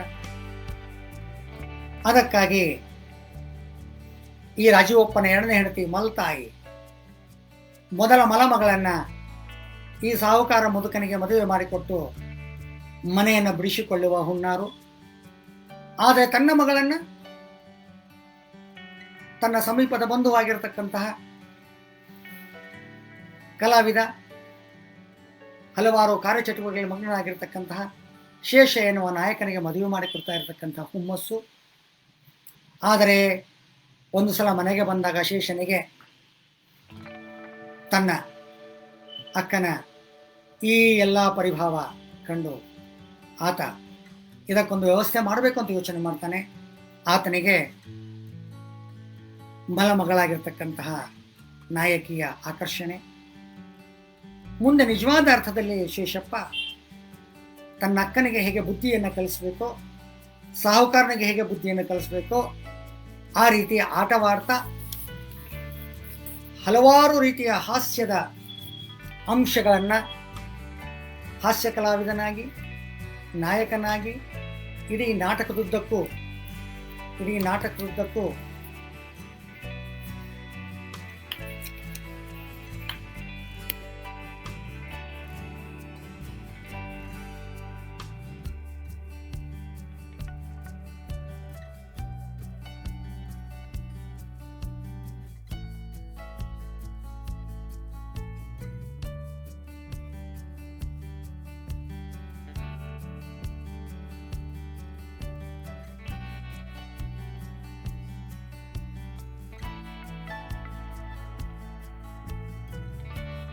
ಈ ಸುಖದ ಸುಪ್ಪತ್ತಿಗೆ. ಅವತ್ತಿನ ಕಾಲದಲ್ಲಿ ಸಾಮಾನ್ಯವಾಗಿ ಒಂದು ನಂಬಿಕೆ ಚಲಾವಣೆಯಲ್ಲಿತ್ತು. ಏನು ಅಂದರೆ, ನಾಟಕಗಳ ನೋಡಕ್ಕೆ ಹೋಗ್ತಾ ಇರ್ತಕ್ಕಂಥ ಹುಡುಗರು ನಾಟಕದಲ್ಲಿ ಪಾತ್ರವನ್ನು ವಹಿಸೋದಕ್ಕೆ ಕಲಾವಿದರಾಗಿ ಹೋಗ್ತಾ ಇರ್ತಕ್ಕಂಥ ಹುಡುಗರು ಆಗ್ತಾರೆ. ನಾಟಕಗಳ ಮೂಲಕ ಅವರು ಸ್ವೇಚ್ಛೆಗೆ ಒಳಗಾಗ್ತಾರೆ ಅನ್ನೋ 1950ರಿಂದ 70ರ ದಶಕದಲ್ಲಿ ಮನೆ ಮಾಡಿತ್ತು. ಅದಕ್ಕೆ ಒಂದು ಕಡೆ ಕೊಡ್ತಾರೆ ದೊತ್ತರಿಗಿಯವರು, ಜಾತಿ ಕೆಟ್ಟವರೆಂದು ಈ ಜನ, ನಾವು ನಾಟಕದವರು ನೀತಿ ಕೆಟ್ಟಿಲ್ಲ ಅನ್ನೋದನ್ನ ಈ ನಾಟಕ ನೋಡುವ ಮೂಲಕ ಅರ್ಥೈಸಿಕೊಳ್ಳಬೇಕು ಅಂತ ಹೇಳ್ತಾರೆ. ಸುಖದ ಸುಪ್ಪತ್ತಿಗೆಯಲ್ಲಿ ನಾಟಕದ ಮೂಲಕ ನೀತಿಯನ್ನ ಹೇಳಿ ನಾವು ಹೇಗಿರಬೇಕು ಅನ್ನುವ ಮನೋಭಾವವನ್ನು ಮೂಡಿಸ್ತಾರೆ. ಜಾತಿ ಕೆಟ್ಟವರೆಂದು ಹಂಗಿಸುವ ಈ ಜನ, ನಾವು ನಾಟಕದವರು ನೀತಿ ಕೆಟ್ಟಿಲ್ಲ. ಎಂಥ ಅದ್ಭುತವಾದ ಮಾತು. ಈ ಮಾತನ್ನ ಈ ನಾಟಕದ ಸಂದರ್ಭದಲ್ಲಿ ಅವರು ದೊತ್ತರಿಗೆಯವರು ಹೇಳ್ತಾ ಇದ್ದಾರೆ. ಮುಂದುವರೆದು ಅವರು, ನಾನು ಸುಮಾರು ಅವರ 53 ನಾಟಕಗಳ ಬಗ್ಗೆ ನಾನು ಹೇಳ್ತಾ ಹೋದರೆ ಈಗಿರ್ತಕ್ಕಂಥ ವೇಳೆ ನಮಗೆ ಸಾಲೋದಿಲ್ಲ. ಅವರ ಬಹಳ ಪ್ರಧಾನವಾಗಿರ್ತಕ್ಕಂತಹ ಕೆಲವು ನಾಟಕಗಳನ್ನ ಮಾತ್ರ ನಿಮ್ಮೊಂದಿಗೆ ನಾನು ಪ್ರಸ್ತಾಪಿಸಿ ಚರ್ಚಿಸಿ ಮುಂದೆ ನಾನು ಬೇರೆ ಬೇರೆ ನಿಮ್ಮೊಂದಿಗೆ ಮಾತಾಡೋಕ್ಕೆ ಇಷ್ಟಪಡ್ತಾ ಇದ್ದೇನೆ. ಅವರ ಇನ್ನೊಂದು ಬಹಳ ಪ್ರಮುಖವಾಗಿರ್ತಕ್ಕಂಥ 11ನೇ ನಾಟಕ ತಾಯಿಯ ಕರ್ಮ. ಹೆಸರೇ ಹೇಳುವಂತೆ ನಮಗೆಲ್ಲ ಗೊತ್ತಿದೆ, ಅವ್ವ ತಾಯಿ ಎಷ್ಟು ಪ್ರಧಾನ. ತಾಯಿಯನ್ನು ಬಿಟ್ಟು ಯಾವ ಜೀವವೂ ನಾವು ಇರೋಕೆ ಆಗೋದೇ ಇಲ್ಲ. ಆ ತಾಯಿಯ ಪ್ರಾಧಾನ್ಯತೆಯನ್ನು ಪ್ರತಿಬಿಂಬಿಸುವ, ಮನ ಮಿಡಿಯುವ, ಕರುಳು ಬೆರೆಯುವ ಕಥೆಯನ್ನು ಒಳಗೊಂಡಿರತಕ್ಕಂತಹ ನಾಟಕ ಇದು ತಾಯಿಯ ಕರ್ಮ. ಈ ನಾಟಕವನ್ನು ರಚಿಸಿ ದೊತ್ತರಿಗೆಯವರು ಎಂತಹ ಸಹೃದಯರಾಗಿದ್ದರು ಅಂದರೆ, ತಮ್ಮ ಸರಿಸಮನಾಗಿರ್ತಕ್ಕಂಥ ಎಲ್ಲ ನಾಟಕಕಾರರ ನಾಟಕ ಕಂಪನಿಗಳೊಂದಿಗೆ ಅವರು ಅತ್ಯಂತ ಸ್ನೇಹ ಭಾವದಿಂದ ಇದ್ದರು. ಈ ನಾಟಕವನ್ನು ರಚಿಸಿ ಆದಮೇಲೆ ತೆಗೆದುಕೊಂಡು ಹೋಗಿ ಏಣಿಗೆ ಬಾಳಪ್ಪನವ್ರ ಹತ್ರ ಈ ನಾಟಕ ಓದ್ತಾರೆ. ಓದಿದಾಗ ಏಣಿಗೆ ಬಾಳಪ್ಪನವರು ಈ ನಾಟಕವನ್ನು ಕೇಳಿ ಹೇಳ್ತಾರೆ, ಅಪ್ಪ, ಈ ನಾಟಕದ ತಾಯಿಯ ಪಾತ್ರವನ್ನು ನೀನೇನು ಬರೆದಿದೆಯಲ್ಲ, ಇದೊಂದು ಅತ್ಯಂತ ಅದ್ಭುತವಾಗಿರ್ತಕ್ಕಂಥ ಪಾತ್ರ ವಿನ್ಯಾಸ. ಈ ಪಾತ್ರ ಕೌಶಲ್ಯದಲ್ಲಿ ನಮ್ಮಲ್ಲಿ ಯಾರೂ ಪಾತ್ರ ಮಾಡುವಂಥವ್ರು ಇಲ್ಲವೇ ಇಲ್ಲ. ಆ ಪಾತ್ರ ಅದು ಕೇವಲ ಕುಕ್ನೂರ್ ರೆಹಮಾನವ ಮಾತ್ರ ಮಾಡೋಕ್ಕೆ ಸಾಧ್ಯ. ಕುಕ್ನೂರ್ ರೆಹಮಾನವ ಕೂಡ ನಮ್ಮ ನಾಡು ಕಂಡಿರ್ತಕ್ಕಂಥ ಅದ್ಭುತವಾದ ಕಲಾವಿದ. ಆ ರೆಹಮಾನವ ಗೋಕಾಕ್ ಕಂಪನಿಗಾಗಿ ಈ ನಾಟಕದಲ್ಲಿ ಪ್ರಮುಖ ತಾಯಿಯ ಪಾತ್ರವನ್ನು ವಹಿಸಿ ನಾಟಕದಲ್ಲಿ ಅಭಿನಯಿಸ್ತಾ ಇದ್ದಾರೆ. ಆ ಮೂಲಕ ಅವರು ಅತ್ಯಂತ ಶ್ರೇಷ್ಠ ಅಭಿನೇತ್ರಿ ಅನ್ನುವಂಥ ಹೆಸರನ್ನು ಕೂಡ, ಮೊದಲೇ ಅವರು ಅಭಿನೇತ್ರಿ, ಶ್ರೇಷ್ಠ ಅಭಿನೇತ್ರಿ ಅನ್ನುವಂಥ ಹೆಸರನ್ನು ಕೂಡ ಮಾಡ್ತಾ ಇದ್ದಾರೆ. ಕುಕ್ನೂರ್ ರೆಹಮಾನವ ಕಲ್ಮನಿ ಆ ಮೂಲಕ ಹೆಸರು ಮಾಡ್ತಾ ಇದ್ದಾರೆ. ಇದು ಕೂಡ ಅದೇ ಕೌಟುಂಬಿಕ ಜೀವನದ ಚಿತ್ರಣ, ಅಣ್ಣ ತಮ್ಮಂದಿರ ಸಾಂಗತ್ಯ. ಅಣ್ಣ ಅಂದರೆ ಒಂದು ಸಿರಿವಂತ ಕುಟುಂಬದಿಂದ ಬಂದಿರತಕ್ಕಂತಹ ಅಣ್ಣ ತಮ್ಮಂದಿರು. ಒಬ್ಬ ಅಣ್ಣ ಕಾರಿನಲ್ಲಿ ಓಡಾಡಿ ವಿದ್ಯೆ ಕಲಿಯುವಷ್ಟರ ಹೊತ್ತಿಗೆ ಅಪ್ಪನ ಹುಂಬತನದಿಂದಾಗಿ ಆ ಸಿರಿವಂತಿಕೆ ಅಳೆದು ಹೋಗ್ತಾ ಇರ್ತದೆ. ಎರಡನೇ ಮಗನಿಗೆ ಓದೋದಕ್ಕೆ ಸಾಧ್ಯ ಆಗೋದಿಲ್ಲ. ಯಾಕೆಂದರೆ ಸಿರಿವಂತ ಸಮುದಾಯದಲ್ಲಿ ಹುಟ್ಟಿ ಬಡತನದಲ್ಲಿ ಬಂದು ನಿಂತಿರ್ತಕ್ಕಂತಹ ಕುಟುಂಬಕ್ಕೆ ಅದೇ ಹಮ್ಮಿನಿಂದ ಹೋಗುವಂತಹ ಒಂದು ಒಣ ಆಡಂಬರ ಡಂಬಾಚಾರ ಅಲ್ಲಿರ್ತಾ ಇದೆ. ಅಲ್ಲಿರ್ತಕ್ಕಂತಹ ಕಷ್ಟ ನಷ್ಟಗಳನ್ನು, ನೋವುಗಳನ್ನು, ದುಃಖಗಳನ್ನು ನೋಡಲಾಗದೆ ಮಹೇಶ್ ಮೊದಲ ಅಣ್ಣ, ಎರಡನೆಯ ತಮ್ಮ ಮಹಾಂತೇಶ್ ಸೈನ್ಯಕ್ಕೆ ಸೇರಲು ಉದ್ಯುಕ್ತನಾಗ್ತಾ ಇದ್ದಾನೆ. ಅಷ್ಟರಲ್ಲಿ ಅಣ್ಣನಿಗೆ ಮದುವೆ ಆಗ್ತಾ ಇದೆ. ಮನೆಗೆ ಬಂದ ಅತ್ತಿಗೆ ಮನೆಗೆ ಗೃಹಿಣಿಯಾಗದೆ ಮಾರಿ ಆಗ್ತಾ ಇದ್ದಾಳೆ. ತಾಯಿಗೆ ಸಿಕ್ಕಾಪಟ್ಟೆ ಕಾಡುವಂತಹ ಸೊಸೆ ಆಗ್ತಾ ಇದ್ದಾಳೆ.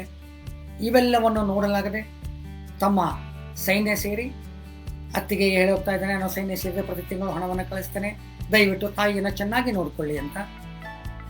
ಆದರೆ ಈ ಮಾತನ್ನು ಎಲ್ಲಿಯೂ ಅತ್ತೆಗೆ, ಅರ್ಥಾತ್ ಮಹಾಂತೇಶನ ತಾಯಿಗೆ ಆ ಸೊಸೆಯೂ ಹೇಳುವುದಿಲ್ಲ, ಮಗನೂ ಹೇಳುವುದಿಲ್ಲ. ಒಂದು ಹೊತ್ತಿನ ಊಟಕ್ಕೂ ಗತಿ ಇಲ್ಲದೆ ಪರದಾಡುವ ಸ್ಥಿತಿಯಲ್ಲಿ ಆ ನಾಟಕದ ಸನ್ನಿವೇಶಗಳ ನಿರ್ಮಾಣ ಆಗಿ ಮನೆಗೆ ಬಂದ ಅತಿಥಿಗಳೆದುರಿಗೆ ಆ ತಾಯಿಯನ್ನ ಮನೆ ಕೆಲಸದಾಳು ಎಂದು ಜರಿದು ಹೀಗಳೆದು ಹಿಂಸಿಸಿ ತೋರಿಸುವಂತಹ ಆ ಕೌಟುಂಬಿಕ ಸನ್ನಿವೇಶ. ಮುಂದೆ ನೋವಿನಿಂದ ತಡೆಯಲಾಗದೆ ಮನೆಯನ್ನ ಬಿಟ್ಟು ತಾಯಿ ಹಮಾಲಿ ಮಾಡುವಂಥ ಸ್ಥಿತಿ. ಸೈಡಿನಿಂದ ಹಿಂತಿರುಗಿದ ಮಹಂತೇಶ್ ತನ್ನ ತಾಯಿ ಎಂದು ಗುರುತು ಹಿಡಿಯದೆ ಅವಳ ಕೈಯಲ್ಲಿಯೇ ತನ್ನ ಬ್ಯಾಗುಗಳನ್ನು ಹೊರಿಸಿಕೊಂಡು ಬರ್ತಾ ಇರ್ತಕ್ಕಂಥ ಸನ್ನಿವೇಶ. ನೋಡುವವರ ಕರುಳನ್ನು ಮನಮಿಡಿದು ಕಣ್ಣೀರು ಹರಿದು ಬರ್ತಾ ಇದೆ, ಮನಸ್ಸು ಆರ್ದ್ರವಾಗ್ತಾ ಇದೆ. ಹೀಗೆ ದೃಶ್ಯಗಳನ್ನು ಕಣ್ಣಿಗೆ ಕಟ್ಟುವಂತೆ ಸೃಷ್ಟಿಸುವ ಆ ಚಾತುರ್ಯ, ಆ ಕಲಾಕೌಶಲ್ಯ ಕೇವಲ ದುತ್ತರಿಗೆಯವರಿಗೆ ಮಾತ್ರ ಸಾಧ್ಯ. ಮುಂದೆ ನಿಜ ಸ್ಥಿತಿಯನ್ನು ಅರಿತು ಅಣ್ಣನಿಗೆ ಅತ್ತಿಗೆಗೆ ಬುದ್ಧಿ ಕಲಿಸಿ ಮತ್ತೆ ತಾಯಿಯನ್ನ ಮನೆಗೆ ಸೇರಿಸಿ ತಾಯಿಯೇ ಶ್ರೇಷ್ಠ ಅನ್ನುವಂಥ ಸಂದೇಶ ಸಾರುವ ತಾಯಿಯ ಕರುಳು ಅದ್ಭುತವಾದ ನಾಟಕವಾಗಿ ನಮ್ಮ ನಡುವೆ ಹೊರಹೊಮ್ಮಿತ್ತು.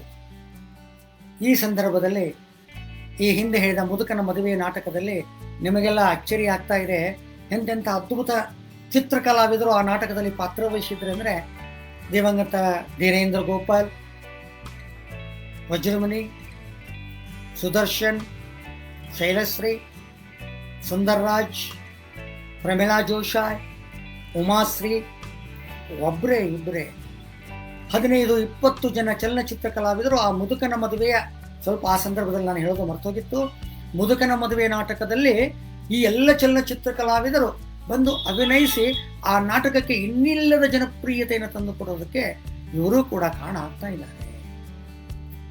ಮೊದಲ ನಾಟಕ ಸಂಪತ್ತಿಗೆ ಸವಾಲು ಹೆಚ್ಚು ಜನಪ್ರಿಯತೆ ಒದಗಿಸಿಕೊಡ್ತು. ಎರಡನೇದಾಗಿ ನಾನು ನಿಮಗೆ ಮುದುಕನ ಮದುವೆ ಬಗ್ಗೆ ವಿವರಿಸಿದೆ. ಮೂರನೇದು ತಾಯಿಯ ಕರಳು. ನಾಲ್ಕನೆಯ ನಾಟಕ ಸುಖದ ಸುಪ್ಪತ್ತಿಗೆ.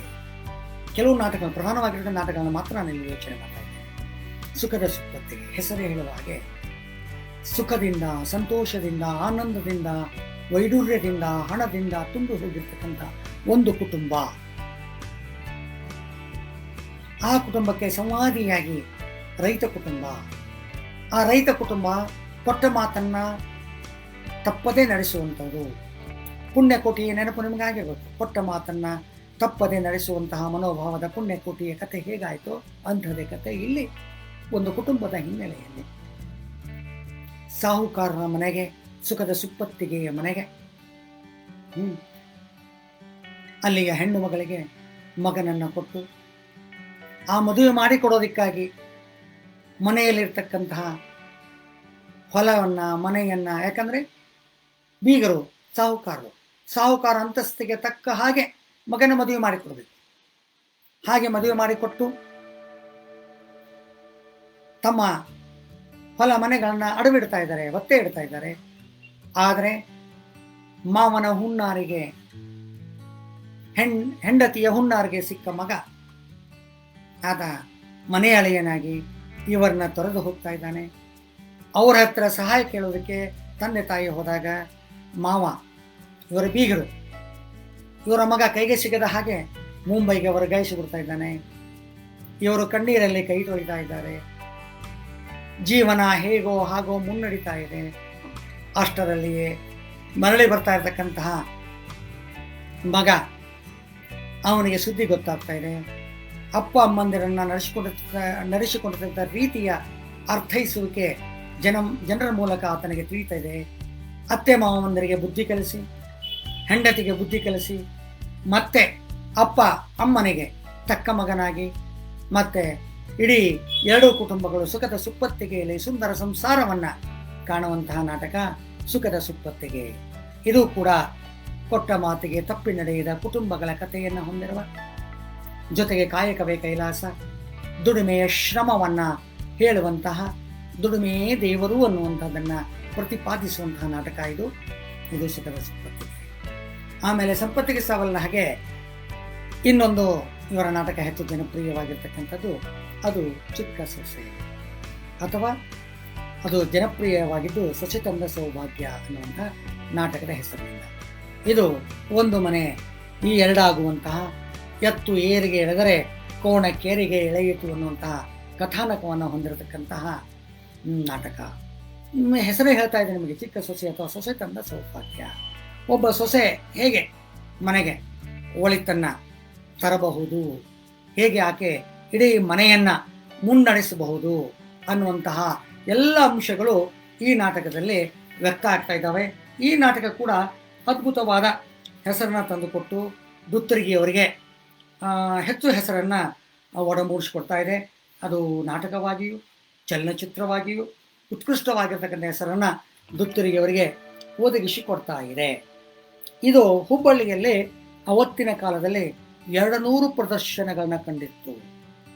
ಅವತ್ತು ಇವರಿಗೆ ಪ್ರತಿಸ್ಪರ್ಧಿಯಾಗಿ ಒಂದೊಂದು ಊರಿನಲ್ಲಿ, ದೊಡ್ಡ ದೊಡ್ಡ ಊರುಗಳಲ್ಲಿ 2-3 ನಾಟಕ ಕಂಪನಿಗಳು ಕ್ಯಾಂಪ್ ಮಾಡ್ತಾ ಇದ್ವು.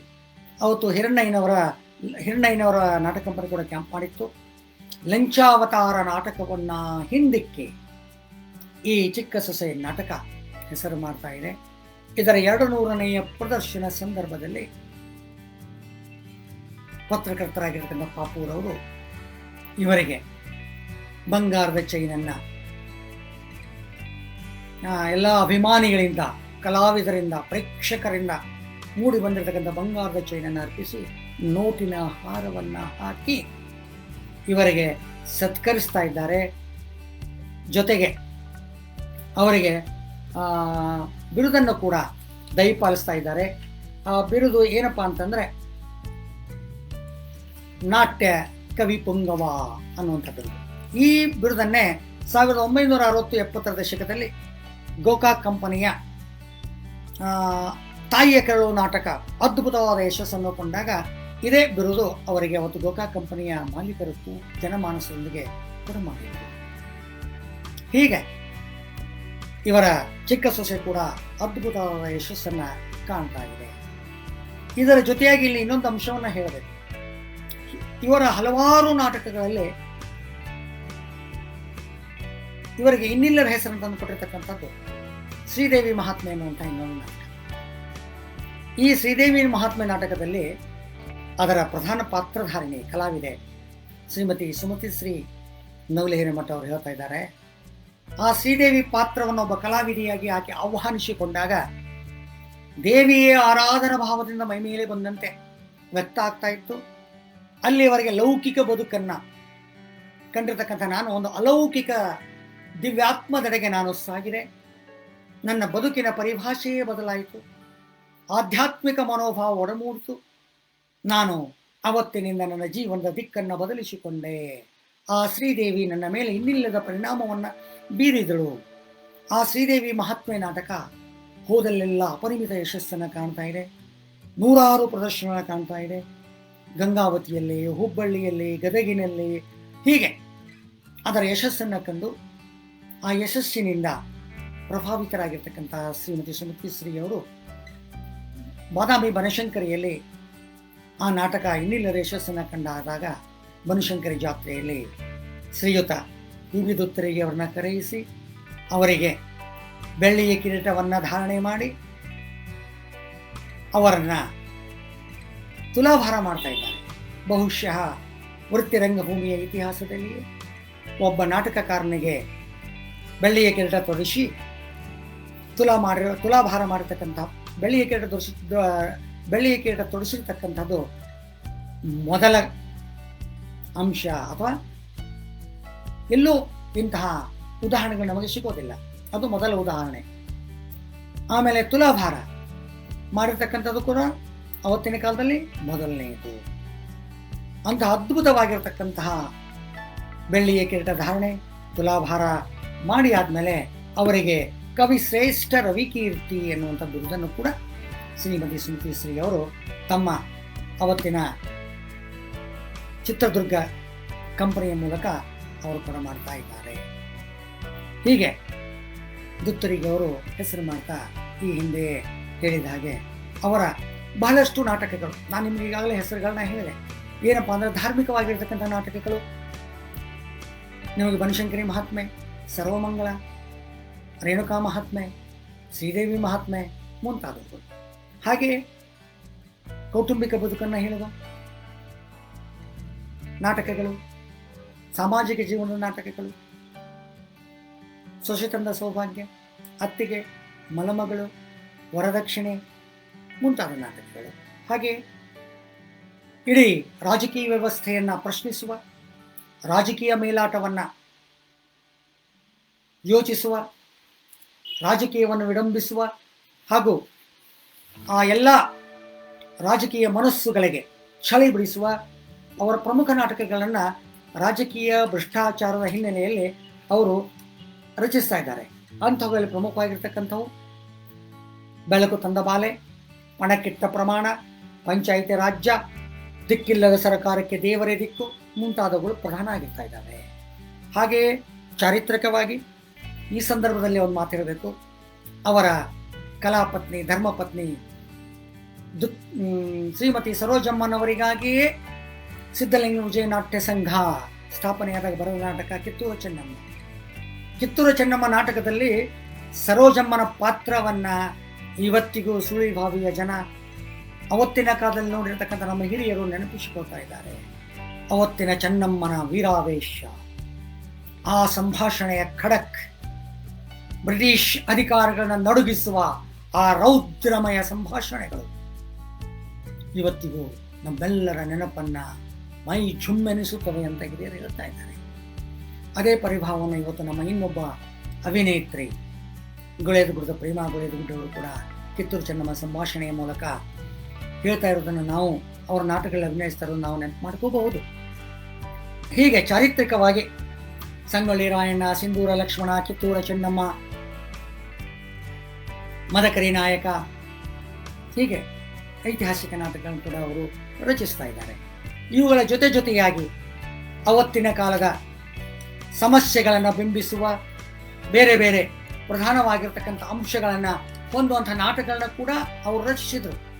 ಅವುಗಳಲ್ಲಿ ಪ್ರಧಾನವಾಗಿ ಅಣ್ಣನ ತ್ಯಾಗ ಜೀವನವನ್ನು ಪ್ರಸ್ತುತಪಡಿಸಿ ತಮ್ಮ ಒಂದು ಮಹೋನ್ನತ ಬದುಕನ್ನು ಸಾಧಿಸುವಂತಹ ಸಹೋದರಿ,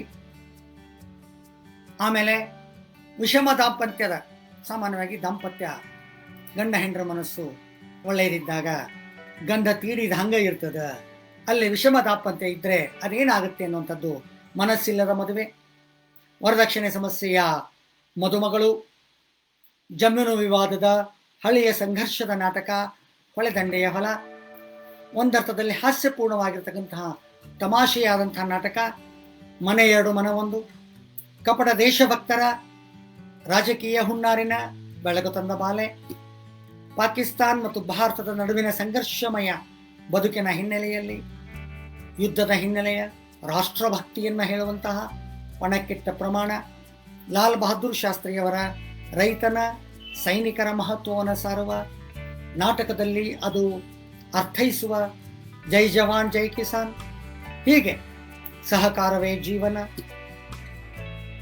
ಅತ್ತೆಗೆ ತಕ್ಕ ಸೊಸೆ, ಸೋದರ ಮಾವ, ನೈದಿಲೆ, ಮಧುಚಂದ್ರ, ಹೀಗೆ ಹಲವಾರು ಈ ರೀತಿಯ ನಾಟಕಗಳನ್ನು ರಚಿಸಿದರು. ನಮ್ಮ ಲೆಕ್ಕಕ್ಕೆ 53, ಆದರೆ ಪ್ರಕಟಿತ ನಾಟಕಗಳು ಕೇವಲ 20. ಇನ್ನುಳಿದ ನಾಟಕಗಳು ಇವತ್ತೂ ಕೂಡ ಕೆಲವೊಂದಿಷ್ಟು 10-15 ನಾಟಕಗಳು ದೊರೆತರು, ಇನ್ನೂ 10-15 ನಾಟಕ ಪ್ರತಿಗಳು ದೊರೆತಿಲ್ಲ ಅನ್ನುವಂತಹ ಇದು ವಿಷಾದನೀಯ. ಈ ಎಲ್ಲ ಅಂಶಗಳನ್ನ ಮನಗೊಂಡು 1999 2000 ಇಸ್ವಿಯಲ್ಲಿ ಕರ್ನಾಟಕ ಘನ ಸರ್ಕಾರ ಇವರಿಗೆ ಗುಬ್ಬಿ ವೀರಣ್ಣ ಪ್ರಶಸ್ತಿಯನ್ನು ದಯಪಾಲಿಸ್ತಾ ಇದೆ. ಗುಬ್ಬಿ ವೀರಣ್ಣ ಪ್ರಶಸ್ತಿಯನ್ನ ಸರ್ಕಾರ ಕೊಟ್ಟು ನಿಜಕ್ಕೂ ತನ್ನ ಗೌರವವನ್ನು ತಾನು ಹೆಚ್ಚು ಮಾಡಿಕೊಳ್ತು ಅನ್ನುವಂಥ ಮಾತುಗಳನ್ನ ನಾನು ಹೇಳಬಹುದು. ಆ ಗುಬ್ಬಿ ವೀರಣ್ಣ ಪ್ರಶಸ್ತಿ ಬಂದಾಗ ನಾಡಿನಾದ್ಯಂತ ದುತ್ರಿಗೆ ಅವರ ನಾಟಕಗಳ ಹಲವಾರು ಉತ್ಸವಗಳಾದವು. ಅದೇ ಸಂದರ್ಭದಲ್ಲಿ ಸ್ನೇಹರಂಗದೊಂದಿಗೆ ಒಂದು ಬಂಧುರತ್ವವನ್ನು ಹೊಂದಿರತಕ್ಕಂತಹ ದುತ್ತಿರಿಗೆ ಅವರ ಉತ್ಸವವನ್ನು ಕೂಡ, ನಾಟಕಗಳ ಉತ್ಸವವನ್ನು ಸ್ನೇಹರಂಗ ಸಂಯೋಜಿಸಿ ಅವರಿಗೆ ತುಲಾಭಾರ ಕಾರ್ಯಕ್ರಮವನ್ನು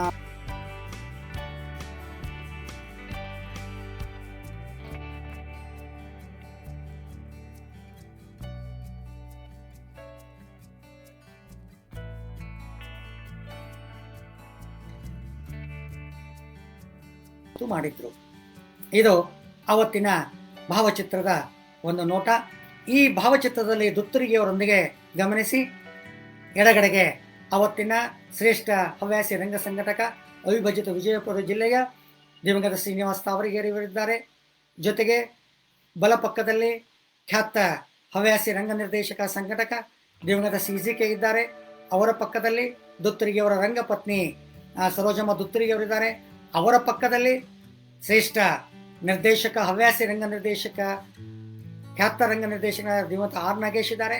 ನಿಜಕ್ಕೂ ಸ್ನೇಹರಂಗದ ಈ ಗುಬ್ಬಿ ವೀರಣ್ಣ ಪ್ರಶಸ್ತಿ ವಿಜೇತ PB ದುತ್ತರಿಗೆಯವರ ರಂಗೋತ್ಸವದಲ್ಲಿ ನಾಡಿನ ಹವ್ಯಾಸಿ ರಂಗಭೂಮಿಯ ಎಲ್ಲ ರಂಗ ದಿಗ್ಗಜರು, ವೃತ್ತಿ ರಂಗಭೂಮಿಯ ಎಲ್ಲ ರಂಗ ದಿಗ್ಗಜರು ಭಾಗವಹಿಸಿದ್ರು. ಅದರ 2ನೇ ಭಾವಚಿತ್ರವನ್ನು ನಾವು ನೋಡೋಣ ಈಗ. ಅಲ್ಲಿ ಪೂಜ್ಯ ಶ್ರೀಗಳು ದುತ್ತರಿಗೆಯವರಿಗೆ ನೂತನ ವಸ್ತ್ರಗಳನ್ನು ಅರ್ಪಿಸಿ ಹಮ್ಮಿಣಿಯನ್ನು ಅರ್ಪಿಸುವಂಥದ್ದು.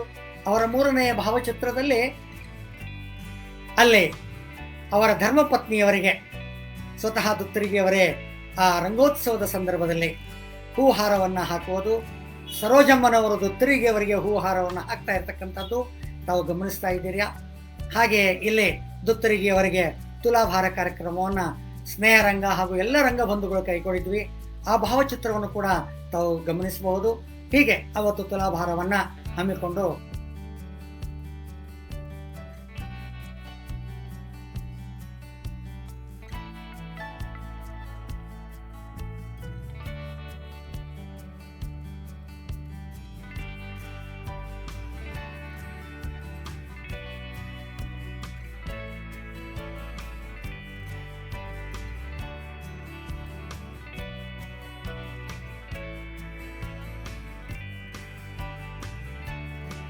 ತಹಶೀಲ್ದಾರ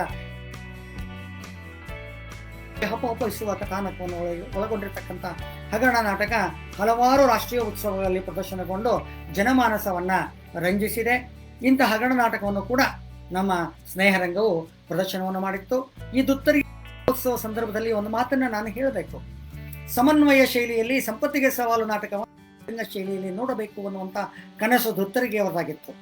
ಸ್ನೇಹರಂಗ ನನ್ನ ಮತ್ತು ಇನ್ನೋರ್ವ ಕಲಾವಿದ, ಖ್ಯಾತ ಕಲಾವಿದ, ವೃತ್ತಿರಂಗಭೂಮಿಯ ಹಿನ್ನೆಲೆಯನ್ನು ಹೊಂದಿರತಕ್ಕಂಥ ವೃತ್ತಿರಂಗಭೂಮಿಯ ಶ್ರೇಷ್ಠ ಕಲಾವಿದನಾಗಿರತಕ್ಕಂಥ ದಿವಂಗತ ಕೀರ್ತಪ್ಪ ಜಗದೀಶ್ ಕೊಪ್ಪರ್ದನೊಂದಿಗೆ ನಾನು ಆ ಸ್ನೇಹರಂಗಕ್ಕೆ ಈ ಅನ್ವಯಿಕ ಶೈಲಿಯಲ್ಲಿ, ಸಮನ್ವಯ ಶೈಲಿಯಲ್ಲಿ, ಬ್ರಿಡ್ಜ್ ಮಾದರಿಯಲ್ಲಿ ಸಂಪತ್ತಿಗೆ ಸವಾಲು ನಾಟಕವನ್ನು ಕಟ್ಟಿಕೊಟ್ಟಿದ್ವಿ.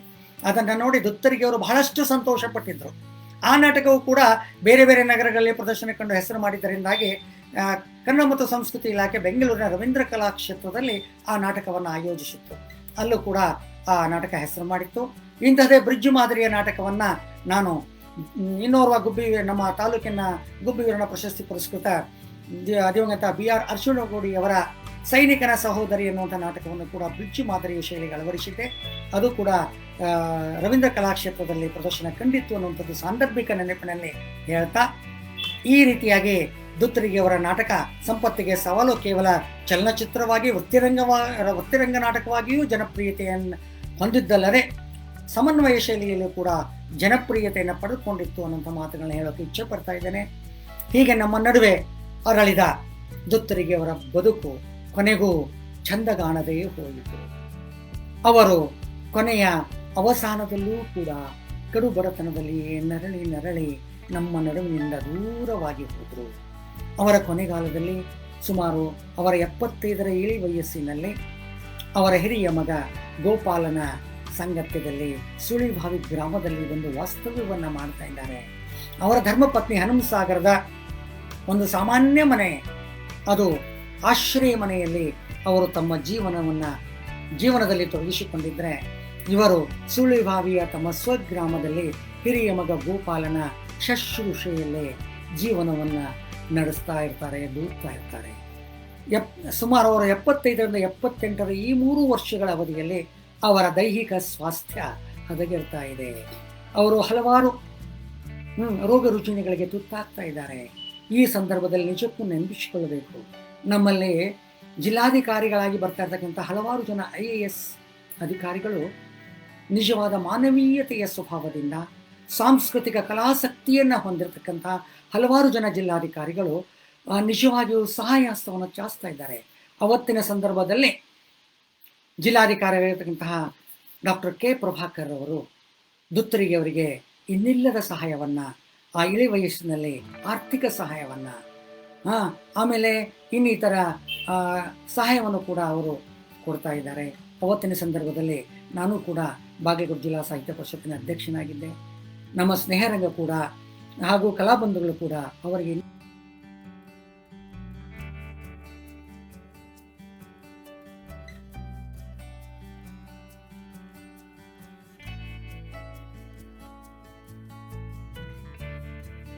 ನಡುವೆ ಹೆಚ್ಚು ದಿನ ಇರಿಸಿಕೊಳ್ಳಲು ಸಾಧ್ಯವಾಗದೆ 2007 ನವೆಂಬರ್ 1ರಂದು ಅವರು ಪುಂಡಲೀಕಪ್ಪನ ನಮ್ಮಿಂದ ದೂರವಾಗ್ತಾ ಇದ್ದಾರೆ. ಈ ಇಹದ ಬದುಕನ್ನು ತೊರಿತಾ ಇದ್ದಾರೆ. ನೋಡಿ, ಎಂತಹ ದುರ್ಭರವಾಗಿರ್ತಕ್ಕಂಥ ಸಂದರ್ಭ. ಅವತ್ತು ಅವರ ಧರ್ಮಪತ್ನಿ ಕಲಾಪತ್ನಿ ಶ್ರೀಮತಿ ಸರೋಜಮ್ಮ ಅವರಿಗೆ ಬೆಂಗಳೂರಿನಲ್ಲಿ ರಾಜ್ಯೋತ್ಸವ ಪ್ರಶಸ್ತಿ. ಆ ಪ್ರಶಸ್ತಿಗಾಗಿ ಸರೋಜಮ್ಮ ಬೆಂಗಳೂರಿರ್ತಾರೆ. ಆದರೆ ಇಲ್ಲಿ ಅವರ ಪತಿ ಬದುಕನ್ನು ತೊರೆದು ಹೋಗ್ತಾ ಇದ್ದಾರೆ. ಎಂತಹ ಒಂದು ಸಂಕ್ಲಿಷ್ಟಕರವಾಗಿರ್ತಕ್ಕಂತಹ ದುಃಖಕರವಾದ ಸನ್ನಿವೇಶ. ಅವರ ಶವಯಾತ್ರೆ 2 ಕಿಲೋಮೀಟರ್. ಅವರ ಕಲಾಬಂಧುಗಳು, ಸಹೃದಯರು, ನಾಟಕಾಸಕ್ತರು, ರಾಜಕಾರಣಿಗಳು, ಅವರ ಸ್ನೇಹಿತರು, ಸಹೃದಯರು ಒಬ್ಬರೇ ಇಲ್ಲವೇ. ಹೆಣ್ಣು ಮಕ್ಕಳಾದಿಯಾಗಿ ತುಂಬಿರ್ತಕ್ಕಂತಹ ಜನಸಂದಣಿ. 2 ಕಿಲೋಮೀಟರ್ವರೆಗೆ ಅವರ ಶವಯಾತ್ರೆ. ಆ ಶವಯಾತ್ರೆಯಲ್ಲಿ ಅದೇ ಬೆಳ್ಳಿ ಕಿರೀಟವನ್ನು ಧಾರಣೆ ಮಾಡಿ ಸುಮತಿ ಶ್ರೀಯವರು ತಮ್ಮ ನೆನಪನ್ನು ಸೇವೆಯ ರೂಪದಲ್ಲಿ ತೊಡಗಿಸ್ತಾ ಇದ್ದಾರೆ. ಅವತ್ತು ಅಲ್ಲಿಯೇ ಒಂದು ಪ್ರತಿಷ್ಠಾನ ಸ್ಥಾಪನೆ ಆಗ್ತಾ ಇದೆ. ದಿವಂಗತ PB ದುತ್ತರಿಗೆಯವರ ಪ್ರತಿಷ್ಠಾನ. ಎಲ್ಲ ಕಲಾಬಂಧುಗಳ ಒಕ್ಕೊರಲಿನಿಂದ ದುತ್ತರಿಗೆಯವರ ಟ್ರಸ್ಟ್ ಸುಳಿಬಾವಿಯಲ್ಲಿ ರಚನೆ ಆಗ್ತಾ ಇದೆ.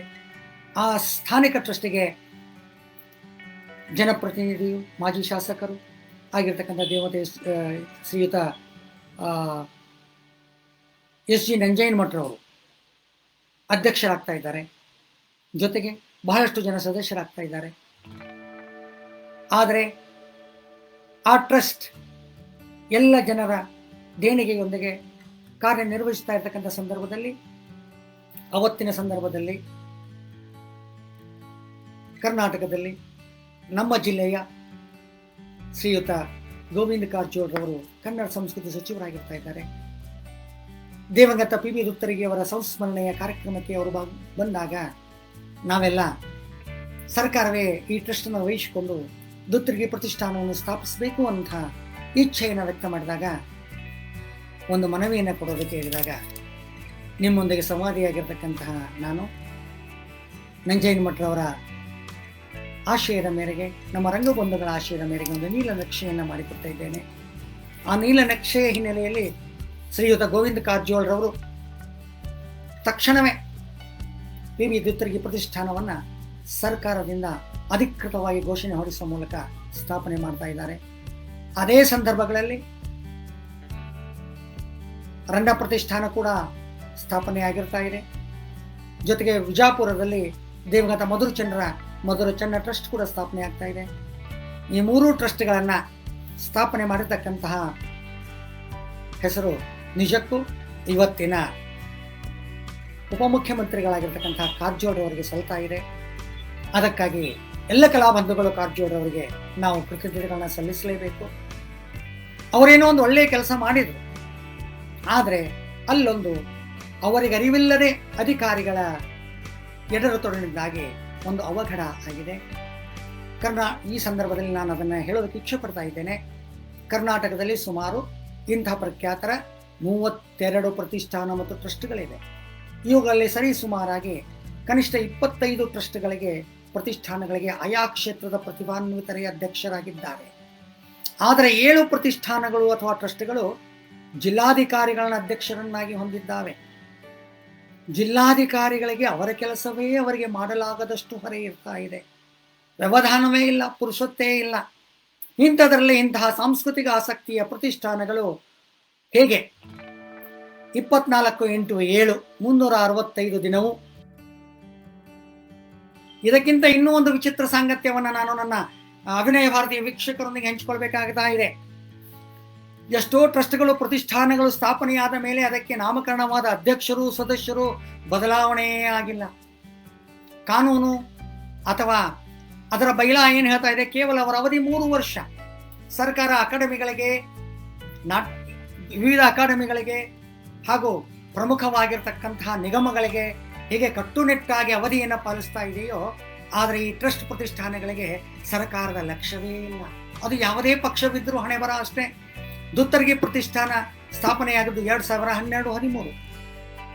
ಇವತ್ತಿನವರೆಗೆ 7.5 ವರ್ಷಗಳು ಗತಿಸಿದರೂ ಅದೇ ಸದಸ್ಯರಿದ್ದಾರೆ, ಅದೇ ಅಧ್ಯಕ್ಷರಿದ್ದಾರೆ. ಜಿಲ್ಲಾಧಿಕಾರಿಗಳು, ಬಾಗಲಕೋಟೆ ಜಿಲ್ಲಾಧಿಕಾರಿಗಳು ಅದಕ್ಕೆ ಅಧ್ಯಕ್ಷರು. ಬಾಗಲಕೋಟೆಯಲ್ಲಿ ಬರದ ಕಾರಣ ಜಿಲ್ಲಾಧಿಕಾರಿ ಲಕ್ಷಿಸಲಾಗುವುದಿಲ್ಲ. ಬಾಗಲಕೋಟೆ ಜಿಲ್ಲೆಯಲ್ಲಿ ಫ್ಲಡ್, ಪ್ರವಾಹ ಲಕ್ಷಿಸಲಾಗ್ತಾ ಇಲ್ಲ. ಬಾಗಲಕೋಟೆ ಜಿಲ್ಲೆ ಬರ್ಧನ ನರಳ್ತಾ ಇದೆ, ಲಕ್ಷಿಸಲಾಗ್ತಾ ಇಲ್ಲ. ಜಿಲ್ಲಾಧಿಕಾರಿಗೆ ಹೇರಳ ಕೆಲಸ. ಹೀಗಾಗಿ ವರ್ಷಕ್ಕೆ 1-2 ಕಾರ್ಯಕ್ರಮಗಳನ್ನ ಹೆಸರಿಗೆ ಮಾತ್ರ ಮಾಡಿ ಹೋಗುವಂತಹ ಸಂದರ್ಭಗಳು ಒಡಮೂಡಿವೆ. ನಿಜಕ್ಕೂ ಟ್ರಸ್ಟ್ಗಳ ಮೂಲಕ ಎಂಥ ಅದ್ಭುತವಾದ ಕೆಲಸ ಮಾಡಬೇಕು ಅಂದರೆ, ನಮ್ಮ ಮುಂಬೈ ಕರ್ನಾಟಕದ ಜನಪ್ರತಿನಿಧಿಗಳಿಗೆ ಈ ಕಡೆಗೆ ಲಕ್ಷ್ಯವೇ ಇಲ್ಲ. ನಮ್ಮ ಮುಂಬೈ ಕರ್ನಾಟಕದ ಭಾಷೆಯಲ್ಲಿ ಹೇಳೋದಾದ್ರೆ, ಏನು ಲಬ್ಬು ಹೊಯ್ಕೊಂಡ್ರೂ ಇವರು ಎಚ್ಚರ ಆಗದೇ ಇಲ್ಲ. ನಾನೇ ಸ್ವತಃ ವೈಯಕ್ತಿಕವಾಗಿ ನಮ್ಮ ಕ್ಷೇತ್ರದ ಜನಪ್ರತಿನಿಧಿಗಳಿಗೆ, ಇತರ ಜನಪ್ರತಿನಿಧಿಗಳಿಗೆ ಹಲವಾರು ಸಲ ಮನವಿ ಮಾಡಿ ಆಗೋಯ್ತು. ಈ ಪ್ರತಿಷ್ಠಾನಗಳ ಮೂಲಕ ನಿಜವಾದ ಅರ್ಥದಲ್ಲಿ ಆಯಾ ಕ್ಷೇತ್ರದವರ ಟ್ರಸ್ಟ್ಗಳ ಹೆಸರನ್ನು ಹೇಗೆ ಚಿರಸ್ಥಾಯಿಯನ್ನಾಗಿಸಬಹುದು. ಒಬ್ಬ ಇಚ್ಛಾಶಕ್ತಿಯುಳ್ಳವನು ಅಧ್ಯಕ್ಷನಾದರೆ ಅವು ಏನೆಲ್ಲ ಕೆಲಸ ಮಾಡಬಹುದು. ಒಂದು ವಿಷಾದದ ಸಂಗತಿ ಅಂದರೆ, ದುತ್ತರ್ಗಿ ಪ್ರತಿಷ್ಠಾನ ಸ್ಥಾಪನೆಯಾಗಿ 7.5 ವರ್ಷಗಳಾದರೂ ಕೂಡ ಅವತ್ತಿನಿಂದ ಇವತ್ತಿನವರೆಗೆ ಅವರ ನಾಟಕಗಳನ್ನು ಮರುಮುದ್ರಿಸಿ ಕೊಡುವ ಕೆಲಸವಾಗಿಲ್ಲ. ಈಗಲೂ ಇನ್ನು ಮರುಮುದ್ರಣದ ಕೊನೆಯ ಹಂತದಲ್ಲಿ ಇವೆ ಅನ್ನುವಂಥ ಸುದ್ದಿ ಇದೆ. ನೋಡಿ, ನಾಟಕಗಳ ಮರುಮುದ್ರಣಕ್ಕೆ 7.5 ವರ್ಷಗಳು ಬೇಕೆ? ಈ ವಿಷಯದಲ್ಲಿ ನಿಮ್ಮ ಹುಬ್ಬಳ್ಳಿ ಧಾರವಾಡದ ಜನ ಬಹಳ ಜಾಣರು. ಅಲ್ಲಿಯ ಪ್ರತಿಷ್ಠಾನಗಳು ಕಾಲಕ್ಕೆ ತಕ್ಕ ಹಾಗೆ ಅಧ್ಯಕ್ಷರನ್ನ ಬದಲಾಯಿಸ್ತಾ, ಸದಸ್ಯರನ್ನ ಬದಲಾಯಿಸ್ತಾ ಕ್ರಿಯಾಶೀಲವಾಗಿ ಕಾರ್ಯನಿರತರಾಗಿದ್ದಾವೆ. ಅದು ಬೇಂದ್ರೆ ಟ್ರಸ್ಟ್ ಇರ್ಬೋದು, ಬಸವರಾಜ ಕಟ್ಟಿಮನಿ ಟ್ರಸ್ಟ್ ಇರ್ಬೋದು, ಗಲಗನಾಥ್ ಟ್ರಸ್ಟ್ ಇರ್ಬೋದು. ಹಾಗೆಯೇ ಹಾವೇರಿ ಜಿಲ್ಲೆಯಲ್ಲಿಯೂ ಕೂಡ ಟ್ರಸ್ಟ್ಗಳ ಕತೆ ಹೀಗೆ ಇಳಕಲ್ಲಂತೆ ಆಗಿದೆ. ಬಾಗಲಕೋಟೆ. ದಯವಿಟ್ಟು ಈ ವೇದಿಕೆಯ ಮೂಲಕ ನಾನು ಸರ್ಕಾರಕ್ಕೂ ಹಾಗೂ ಈ ನಮ್ಮ ಭಾಗದ ಜನಪ್ರತಿನಿಧಿಗಳು ಮನವಿ ಮಾಡಿಕೊಳ್ತಾ ಇದ್ದೇನೆ. ದಯವಿಟ್ಟು ಎಚ್ಚೆತ್ತುಕೊಳ್ಳಿ. ಈ ಟ್ರಸ್ಟ್ಗಳಲ್ಲಿ ಅಧ್ಯಕ್ಷರನ್ನ, ಆಯಾ ಕ್ಷೇತ್ರದ ಪ್ರತಿಭಾನ್ವಿತರನ್ನ ನೇಮಿಸಿ ಈ ಟ್ರಸ್ಟ್ಗಳು ಕೂಡ ಕ್ರಿಯಾಶೀಲವಾಗಿ, ರಚನಾತ್ಮಕವಾಗಿ ಕೆಲಸ ಮಾಡುವ ಹಾಗೆ ದಯವಿಟ್ಟು ಮಾಡಿ ಅಂತ ನಾನು ಜನಪ್ರತಿನಿಧಿಗಳಿಗೆ ಮನವಿ ಮಾಡಿಕೊಳ್ತಾ ಇದ್ದೇನೆ. ಹೀಗೆ ಆ ಟ್ರಸ್ಟ್ ಇವತ್ತು ಕೆಲಸ ಮಾಡ್ತಾ ಇದೆ. ನವೆಂಬರ್ 1ಕ್ಕೆ ಹಲವಾರು ಜನ ಕಲಾವಿದರಿಗೆ ಸನ್ಮಾನ ಮಾಡುವಂತಹ ಹಾಗೂ ಅಲ್ಲಲ್ಲಿ ದುತ್ತರಿಗೆಯವರ ನಾಟಕಗಳನ್ನು ಪ್ರದರ್ಶನ ಮಾಡುವ, ಉತ್ಸವಗಳನ್ನ ಮಾಡುವ, ವರ್ಷಕ್ಕೆ 1-2 ಕಾರ್ಯಕ್ರಮಗಳನ್ನ ಹಮ್ಮಿಕೊಳ್ಳುವ ಮೂಲಕ ಸರ್ಕಾರದ PV ದುತ್ತರ್ಗಿ ಪ್ರತಿಷ್ಠಾನ ಕೆಲಸ ಮಾಡ್ತಾ ಇದೆ ಅನ್ನುವ ಮಾತುಗಳನ್ನ ಹೇಳ್ತಾ, ಬಹುಶಃ ದುತ್ತರಿಗೆಯವರ ನಾಟಕಗಳ ಕುರಿತಂತೆ, ಅವರ ಕಂಪನಿಯ ಕುರಿತಂತೆ, ಅವರ ಜೀವನ ಚಿತ್ರಣದ ಕುರಿತಂತೆ ಹಾಗೂ ದುತ್ತರಿಗೆಯ ಟ್ರಸ್ಟಿನ ಸ್ಥಿತಿಯ ಕುರಿತಂತೆ ನಿಮ್ಮೊಂದಿಗೆ ಮಾತನಾಡಿದೆ. ನನ್ನಲ್ಲಿ ಆ ಒಂದು ನೋವು ಇವತ್ತಿಗೂ ಇದೆ. ಏನಂದರೆ, ಈ ದುತ್ತರ್ಗಿ ಟ್ರಸ್ಟಿಗೆ ಶ್ರೀಯುತ SD ನಂಜಯ್ಯನಮಠರು ಸದಸ್ಯರಾಗಿದ್ದರು. ಸುಳಿಬಾವಿ ಗ್ರಾಮದ ದುತ್ತರ್ಗಿ ಟ್ರಸ್ಟ್ನ ಅಧ್ಯಕ್ಷರೂ ಅವರಾಗಿದ್ದರು. ಎರಡೂ ಬೇರೆ ಬೇರೆ. ಆದರೆ ದುತ್ತರ್ಗಿ ಪ್ರತಿಷ್ಠಾನದ ಸದಸ್ಯರಾಗಿರ್ತಕ್ಕಂತಹ ಮಾಜಿ ಶಾಸಕರಾದ ನಂಜಯ್ಯನಮಠರವರಿಗೆ ಅವರದೇ ಸರ್ಕಾರ ಇದ್ದ ಕಾಲದಲ್ಲಿ ಇದಕ್ಕೆ ಒಬ್ಬ ಅಧ್ಯಕ್ಷರನ್ನು, ಕ್ರಿಯಾಶೀಲ ಅಧ್ಯಕ್ಷರನ್ನು ಅಥವಾ ಅವರೇ ಅಧ್ಯಕ್ಷರಾಗುವಂಥ ಅವಕಾಶವನ್ನು ಅವರು ಏಕೆ ಸೃಷ್ಟಿ ಮಾಡಿಕೊಳ್ಳಲಿಲ್ಲ ಅನ್ನುವಂಥದ್ದು ನನಗೆ ಇವತ್ತಿಗೂ ಒಂದು ಯಕ್ಷ ಪ್ರಶ್ನೆ. ಇರಲಿ, ಇವೆಲ್ಲವನ್ನು ಬಿಟ್ಟಾಕಿ ನಮ್ಮ ರಂಗಭೂಮಿಯ ಕಲಾವಿದರ ಬದುಕನ್ನು ನಿಮ್ಮೊಂದಿಗೆ ಹಂಚಿಕೊಳ್ಳೋದಕ್ಕೆ ದುತ್ತರಿಗೆಯವರು ಕೊನೆಗಾಲದಲ್ಲೂ ಕೂಡ ಅದೇ ನೋವು ನಮ್ಮನ್ನು ಈವರೆಗೆ ಕಾಡ್ತಾ ಇರೋದು.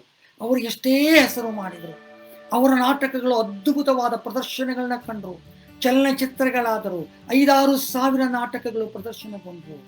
ಅವರು ಬಡತನದ ಬೇಗೆಯಿಂದ ಹೊರಬರಲು ಸಾಧ್ಯವಾಗಲೇ ಇಲ್ಲ. ಕೊನೆಗಾಲದವರೆಗೂ ಅದೇ ದೊಗಲೆಯಂಗಿ, ಅದೇ ಧೋತರ, ಅದೇ ಛತ್ರಿ, ಅದೇ ಜೀವನ.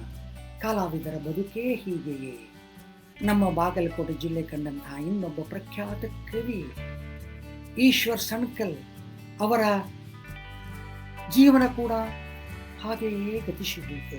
ಅವರೇ ಬರೆದಿರತಕ್ಕಂಥ ಪದ್ಯದ ಒಂದು ಸಾಲು, ಜಗವೆಲ್ಲ ನಗುತ್ತಿರಲಿ, ಜಗದಳು ನನಗಿರಲಿ, ಹಾಗೆ ಜಗದಳವನ್ನ ನುಂಗಿ ಬಡತನದ ನೋವುಂಡು ಕಷ್ಟ ನಷ್ಟಗಳನ್ನು ಕಂಡು ನಮ್ಮ ಇಹಲೋಕವನ್ನು ತ್ಯಜಿಸಿರ್ತಕ್ಕಂತಹ ಇಂತಹ ದೇದೀಪ್ಯಮಾನ ದಿವ್ಯ ಚೇತನಗಳಿಗೆ ನನ್ನ ನಮನ, ಕಲಾಬಂಧುಗಳ ನಮನ.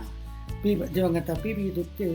ದುತ್ತರಿಗೆಯವರ ದಿವ್ಯ ಚೈತ್ಯ ಶಕ್ತಿಗೂ ನನ್ನ ನಮನವನ್ನು ಸಲ್ಲಿಸಿ ಅವರ ಜೀವನ ಚಿತ್ರಣ, ಕುಟುಂಬ, ನಾಟಕಗಳ ಕುರಿತಂತೆ ನಿಮ್ಮೊಂದಿಗೆ ಮಾತನಾಡೋದಕ್ಕೆ ಕಾರಣವಾಗಿರ್ತಕ್ಕಂತಹ ಈ ಅಭಿನಯ ಭಾರತೀಯ ವೇದಿಕೆಯ ಎಲ್ಲ ಸದಸ್ಯರಿಗೂ, ಸಂಯೋಜಕರಾದ ಅರವಿಂದ ಕುಲಕರ್ಣಿಯವರಿಗೂ, ಇನ್ನೋರ ಸಹ ಸಂಯೋಜಕರಾಗಿರ್ತಕ್ಕಂತಹ ಶ್ರೀಮತಿ ಜ್ಯೋತಿ ದೀಕ್ಷಿತ್ ಅವರಿಗೂ, ಹಾಗೂ ಈವರೆಗೆ ವೀಕ್ಷಿಸಿರ್ತಕ್ಕಂತಹ ಅಭಿನಯ ಭಾರತೀಯ ಎಲ್ಲ ನನ್ನ ಕಲಾಬಂಧುಗಳಿಗೂ ನನ್ನ ಸವಿನಯವಾಗಿರ್ತಕ್ಕಂತಹ ವಂದನೆಗಳನ್ನು, ಕೃತಜ್ಞತೆಗಳನ್ನು ಸಮರ್ಪಿಸುತ್ತಾ ನನ್ನ ಮಾತುಗಳಿಗೆ ಆ ಧೀಮಂತ ವ್ಯಕ್ತಿತ್ವದ ತುತ್ತರಿಗೆಯವರನ್ನು ಮತ್ತೊಮ್ಮೆ ಮನಸ್ಸಿನಲ್ಲಿ ನೆನಪಿಸಿಕೊಳ್ಳುತ್ತಾ ಹೃನ್ಮನಗಳ ಮೂಲಕ ಅವರಿಗೆ ನಮನಗಳನ್ನು ಸಮರ್ಪಿಸುತ್ತಾ ನನ್ನ ಮಾತುಗಳಿಗೆ ಮಂಗಲದ ಸಮಾಪನವನ್ನು ಕೊಡ್ತಾ ಇದ್ದೇನೆ. ನಮಸ್ಕಾರ. ಜೈ ಹಿಂದ್, ಜೈ ಕರ್ನಾಟಕ, ಜೈ ರಂಗಭೂಮಿ. ಆಳ್ ಕನ್ನಡ ತಾಯ್, ಬಾಳ್ ಕನ್ನಡ ತಾಯ್. ನಮಸ್ಕಾರ.